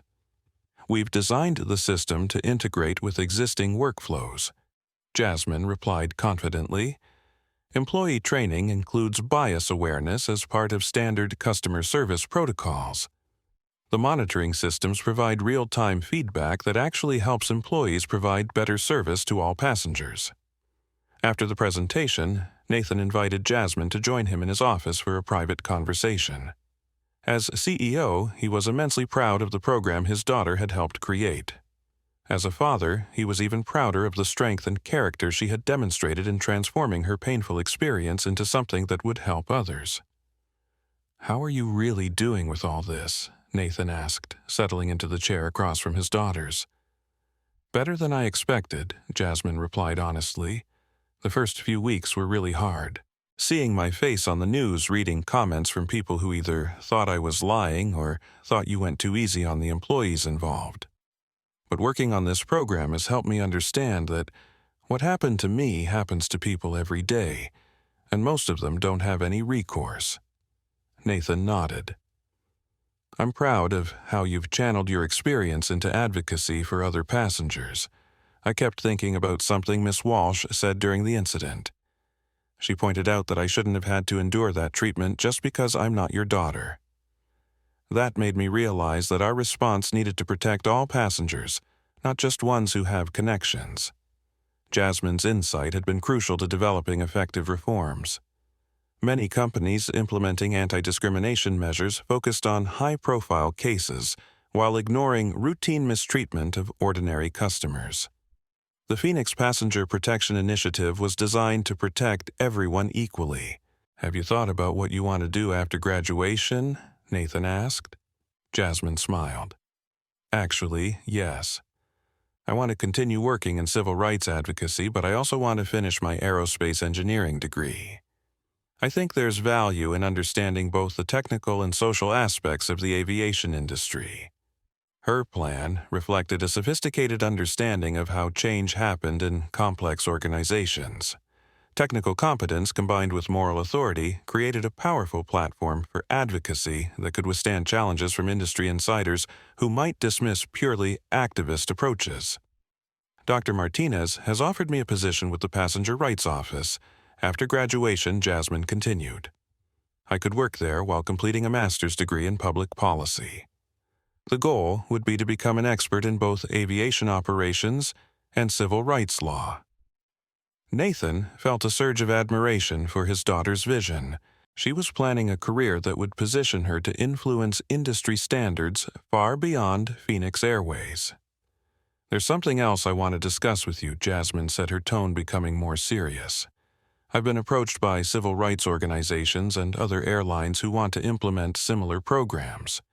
I think there's an opportunity to create industry-wide standards for passenger treatment." The idea represented an expansion of impact that could transform air travel for millions of passengers. If Jasmine could help other airlines implement effective anti-discrimination programs, the incident that had started with her humiliation could ultimately benefit travelers across the entire industry. "What would that look like?" Nathan asked. "A certification program for airlines that meet certain standards for bias-free customer service. Passengers could choose carriers based on their commitment to equal treatment. Market forces would incentivize other airlines to improve their practices." Jasmine's proposal demonstrated the strategic thinking that had impressed everyone who worked with her. Rather than relying solely on government regulation or public pressure, she was envisioning market-based solutions that would make good passenger treatment profitable. "I want to support that initiative however I can," Nathan said. "Phoenix Airways can provide resources and share our training materials with any airline willing to implement similar programs." As they concluded their conversation, Jasmine reflected on how much her life had changed since that morning when she boarded Flight 447, expecting a routine trip home for her father's birthday. The discrimination she had experienced had been painful and traumatic, but it had also revealed strengths she didn't know she possessed. More importantly, it had shown her a purpose that extended far beyond her original career plans. Jasmine Thompson was no longer just an aerospace engineering student. She was becoming a civil rights advocate whose work would protect future generations of travelers from the discrimination she had endured. The transformation was just beginning. 1 year after the incident that had shocked the aviation industry, Samantha Rodriguez stood behind the customer service counter at an airport convenience store watching Phoenix Airways passengers board flights at Gate A12 through the terminal's floor-to-ceiling windows. The irony wasn't lost on her that she now worked within sight of the gate where she had destroyed her career and humiliated an innocent passenger. The job paid minimum wage and offered no benefits, a dramatic fall from her position as senior flight attendant, earning $65,000 annually plus travel privileges. But more painful than the financial hardship was the daily reminder of her spectacular failure as a human being. The viral video of her tearing up Jasmine Thompson's boarding pass had been viewed over 15 million times across various social media platforms. Her name had become synonymous with airline discrimination, and a simple Google search revealed pages of news articles, commentary pieces, and social media posts analyzing her behavior and its consequences. Finding any job had been nearly impossible. The discrimination incident had made her unemployable in the airline industry, and most customer service positions required background checks that revealed her termination for discriminatory conduct. The convenience store had hired her only because the manager, a former airline employee himself, understood how quickly a career could be destroyed by poor judgment. "Ma'am, can I help you?" Samantha asked, as an elderly Hispanic woman approached the counter with a bottle of water and travel-sized snacks. The customer squinted at Samantha's name tag, then looked more closely at her face. Recognition dawned slowly, followed by disgust. "You're her," the woman said quietly. "The flight attendant who attacked that young lady." Samantha felt her stomach sink. These encounters happened several times a week, each one a fresh reminder of the moment when her prejudices had overwhelmed her judgment. "Ma'am, I just want to help you with your purchase," Samantha replied, hoping to avoid another confrontation. "My granddaughter is about the same age as that girl you humiliated," the woman continued. "She's studying engineering, too. I can't imagine how I would feel if someone treated her the way you treated that young lady." The words hit Samantha like physical blows. Over the past year, she had received thousands of messages from people sharing their own experiences with discrimination, their daughters' struggles with prejudice, their anger at seeing a young woman mistreated so publicly. "I'm sorry," Samantha whispered, unable to meet the woman's eyes. The customer shook her head sadly and walked away without making her purchase, leaving Samantha alone with her guilt and the constant awareness of how many lives her actions had touched. Meanwhile, Captain James Sullivan was conducting his first flight review class at a regional aviation academy in Florida, teaching young pilots about professional ethics and decision-making under pressure. His aviation career had ended in disgrace, but he had found a new purpose in educating future pilots about the importance of moral courage in leadership positions. "Who can tell me about the most important quality for a commercial airline captain?" Sullivan asked his class of 24 students. A young woman in the front row raised her hand. "Technical competence in aircraft operations." "That's important," Sullivan replied, "but not the most important." Anyone else, a Latino student in the middle row, offered ability to make quick decisions under stress. Sullivan nodded. "Also crucial, but still not the most important quality." He walked to the whiteboard and wrote a single word: integrity. "The most important quality for any captain is moral integrity," Sullivan explained. "Technical skills can be taught. Decision-making can be developed through training. But integrity is a character trait that determines whether you'll use your authority to protect people or to harm them." Sullivan's classes always included case studies of ethical failures in aviation, including his own. He had discovered that sharing his personal story of moral failure made him a more effective teacher than any academic textbook could.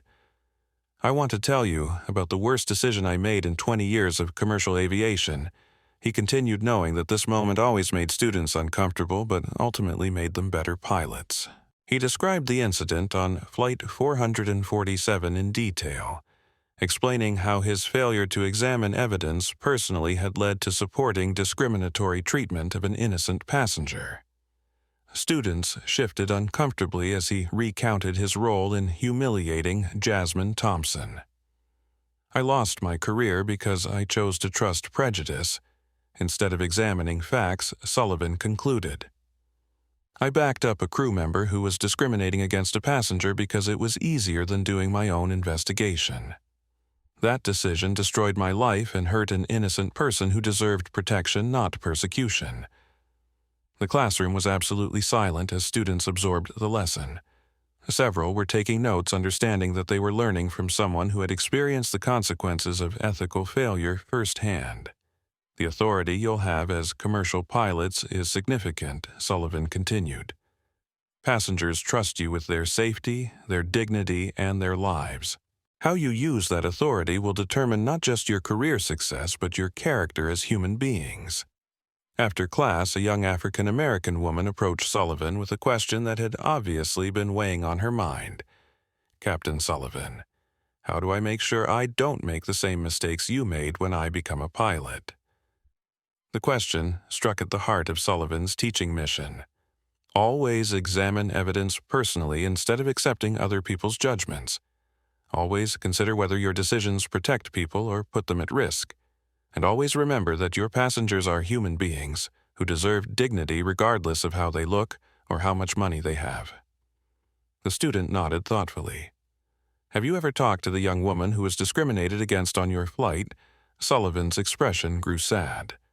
I wrote her a letter apologizing for my role in her mistreatment, but I never sent it.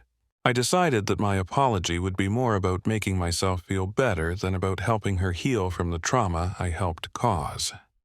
Instead of sending personal apologies that might seem self-serving, Sullivan had chosen to dedicate his remaining career to teaching others about the importance of moral courage in aviation leadership. It was his way of honoring the dignity of the young woman he had failed to protect. The ripple effects of the Flight 447 incident had spread far beyond Phoenix Airways.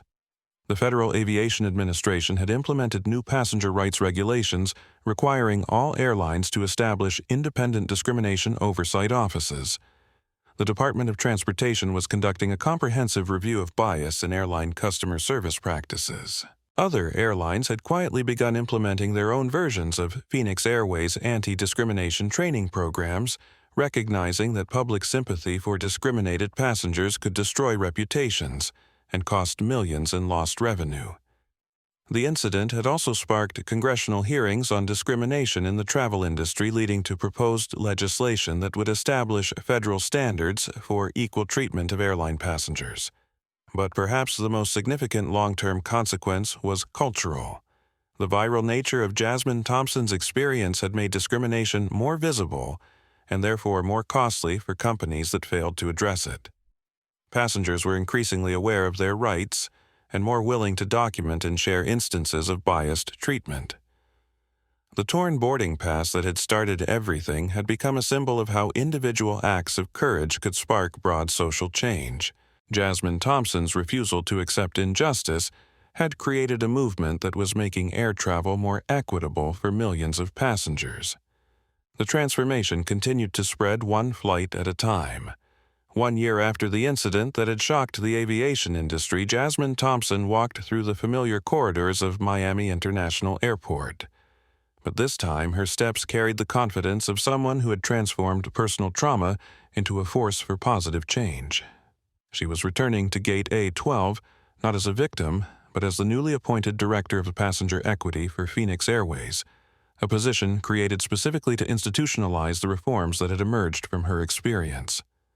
The terminal looked the same, but everything else had changed. Prominent displays throughout the airport showcased Phoenix Airways' passenger Bill of Rights in multiple languages. Customer service representatives wore pins indicating they had completed advanced bias awareness training. Digital monitors displayed real-time passenger satisfaction scores that included specific metrics for equal treatment across different demographic groups. As Jasmine approached Gate A12, she noticed Maria Santos, the gate supervisor who had tried to intervene during the original incident, coordinating with a diverse team of customer service agents. Maria looked up and smiled warmly as she recognized Jasmine. "Miss Thompson, welcome back. How does it feel to return to the scene of the crime?" Jasmine laughed, appreciating Maria's direct humor. "It feels like coming full circle, actually. A year ago, I was just trying to get home to see my father. Today, I'm here to make sure no other passenger goes through what I experienced." Maria nodded toward the boarding area where passengers were preparing for departure on Flight 447's current iteration, now staffed by crew members who had completed Phoenix Airways' comprehensive anti-bias training program. The difference is remarkable. Our passenger satisfaction scores for this gate are now among the highest in the Phoenix Airways system. As if summoned by their conversation, Angela Martinez, a young Latina flight attendant who had been hired as part of Phoenix Airways' diversity recruitment initiative, approached with a warm smile. "Miss Thompson, I wanted to introduce myself. I'm Angela, and I'll be working this flight. I just finished reading your case study in our training program.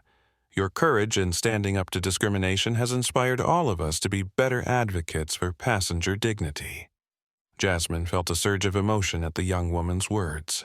The training program that now included her experience as a teaching tool had been painful to develop, requiring her to relive traumatic moments in service of preventing similar incidents. But hearing how it had influenced real employees made the process worthwhile. Angela, thank you for saying that. More importantly, thank you for choosing to work for an airline that's committed to treating every passenger with respect. As they spoke, Jasmine noticed an elderly African-American man in the boarding area who seemed confused about his gate assignment. He was well-dressed but appeared uncertain about the boarding process, glancing around nervously at the bustling activity. Without hesitation, Angela excused herself and approached the gentleman with genuine concern. "Sir, can I help you find your gate or answer any questions about your flight?" The man smiled with relief. "Thank you, young lady. I don't fly very often, and I'm worried about missing my connection in Atlanta." Angela spent several minutes reviewing his itinerary, explaining the connection process and ensuring he felt confident about his travel plans. Her patient, respectful attention demonstrated exactly the kind of customer service that Phoenix Airways was working to institutionalize. Jasmine watched the interaction with satisfaction, knowing that the training programs she had helped develop were creating these positive experiences for passengers every day. The systematic changes implemented over the past year were yielding measurable results in customer satisfaction and employee performance. "Miss Thompson," a voice called from behind her. Jasmine turned to see Jennifer Walsh, the civil rights attorney who had witnessed the original incident and later became a mentor and friend. Jennifer was traveling to Atlanta for a conference on discrimination in the transportation industry, where she would present Phoenix Airways reforms as a case study in effective corporate response to bias incidents. "Jennifer, it's so good to see you. Are you flying to the conference?" "I am, and I specifically chose Phoenix Airways because I wanted to experience firsthand how the airline has changed. From what I've observed so far, the transformation has been remarkable." They walked together toward the boarding area, where Jasmine noticed something that would have been impossible. A year earlier, passengers from diverse backgrounds were being treated with identical courtesy and respect by airline staff. The passenger assessment protocols that had led to her harassment had been replaced with standardized procedures that applied equally to everyone. "The data supports your observations," Jasmine said, referring to metrics she monitored as part of her new role. "Discrimination complaints are down 93% across the Phoenix Airways system. Customer satisfaction scores among minority passengers have increased dramatically.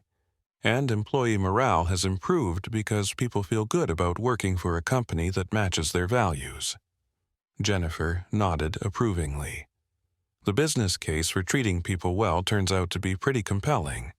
As Flight 447 began boarding, Jasmine observed the process with the professional eye of someone responsible for ensuring equitable treatment.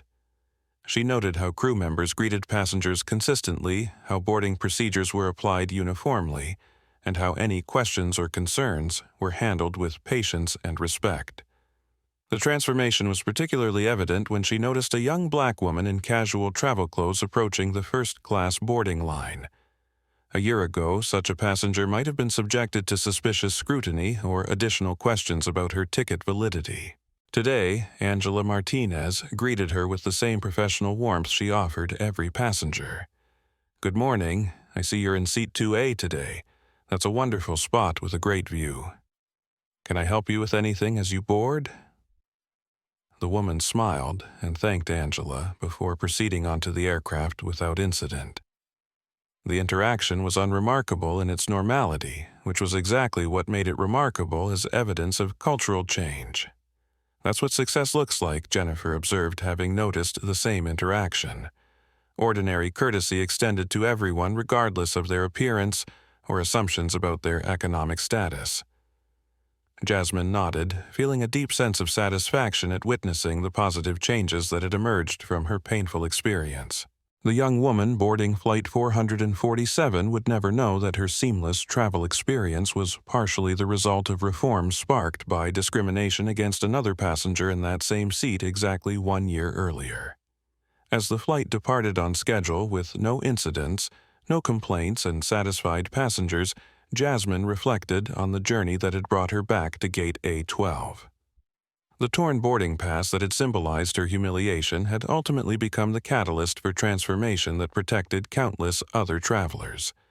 The girl who had been targeted for discrimination had become the woman leading the fight against it, turning personal pain into institutional change that would benefit passengers for generations to come. Standing in the airport where her advocacy had begun, Jasmine Thompson understood that her real flight was just beginning. 6 months later, Jasmine Thompson stood before a packed auditorium at the International Aviation Conference in Geneva, delivering the keynote address to airline executives from 43 countries. The same quiet strength that had carried her through public humiliation now commanded the attention of industry leaders who had come to learn how Phoenix Airways had transformed discrimination crisis into competitive advantage. They tried to tear up my ticket. Jasmine began, her voice carrying clearly through the hushed auditorium, but they couldn't tear down my dignity. And sometimes that's all it takes to change the world.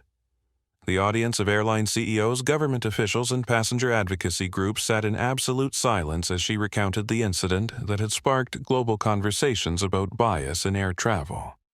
When that boarding pass was torn in half, something broke that went far beyond a piece of paper. Trust was shattered between passengers and airlines, between employees and management, between what we promised as an industry and what we actually delivered. She clicked to her next slide, showing passenger satisfaction data from airlines that had implemented Phoenix Airways anti-discrimination protocols. But here's what we learned: fixing broken trust creates stronger relationships than never breaking it in the first place. Airlines that have implemented bias-free service protocols aren't just avoiding discrimination lawsuits. They're earning customer loyalty, improving employee morale, and increasing profitability. In the audience, Nathan Thompson watched his daughter with immense pride. The young woman who had called him for help a year and a half ago was now teaching industry leaders how to build more equitable businesses. The passenger sitting next to you might be a future CEO, a brilliant scientist, a devoted parent, or simply someone who deserves basic human dignity. Jasmine continued. You can't tell who deserves respect by looking at them. Everyone deserves respect because they're human. Her closing words would be quoted in industry publications and government reports for years to come. We have a choice as an industry. We can continue treating passengers as potential problems to be managed, or we can treat them as human beings whose dignity matters more than our assumptions. Phoenix Airways made that choice, and it changed everything. The standing ovation lasted 4 minutes. 12 airlines signed commitments to implement similar reforms before the conference ended. As Jasmine left the stage, she thought about the scared college student who had simply wanted to fly home to see her father. That girl's refusal to accept injustice had created ripples that were still spreading around the world. Later that evening, as she reviewed messages from passengers whose travel experiences had improved because of the changes sparked by her advocacy, Jasmine understood that her true destination had never been Atlanta. It had always been here, a world where every passenger could travel with dignity, where discrimination was unthinkable instead of routine, and where a torn boarding pass could become a symbol of positive change rather than personal humiliation. The flight that began with bias had landed at justice, and the journey was just beginning. If this story moved you, I want you to do 3 things right now. First, hit that like button, because stories of justice and courage deserve to be shared. Second, subscribe to this channel and ring that notification bell so you never miss our next powerful story of people standing up for what's right. And third, share this video with someone who needs to hear it, because every time we share stories of dignity triumphing over discrimination, we make the world a little bit better. Drop a comment below and tell me, have you ever witnessed discrimination, and did you speak up? What would you have done if you were on that flight? Your voice matters, and I want to hear from you. Remember, they can try to tear up your ticket, but they can never tear down your dignity. And sometimes, standing up with quiet courage is all it takes to change everything. Thanks for watching, and I'll see you in the next one.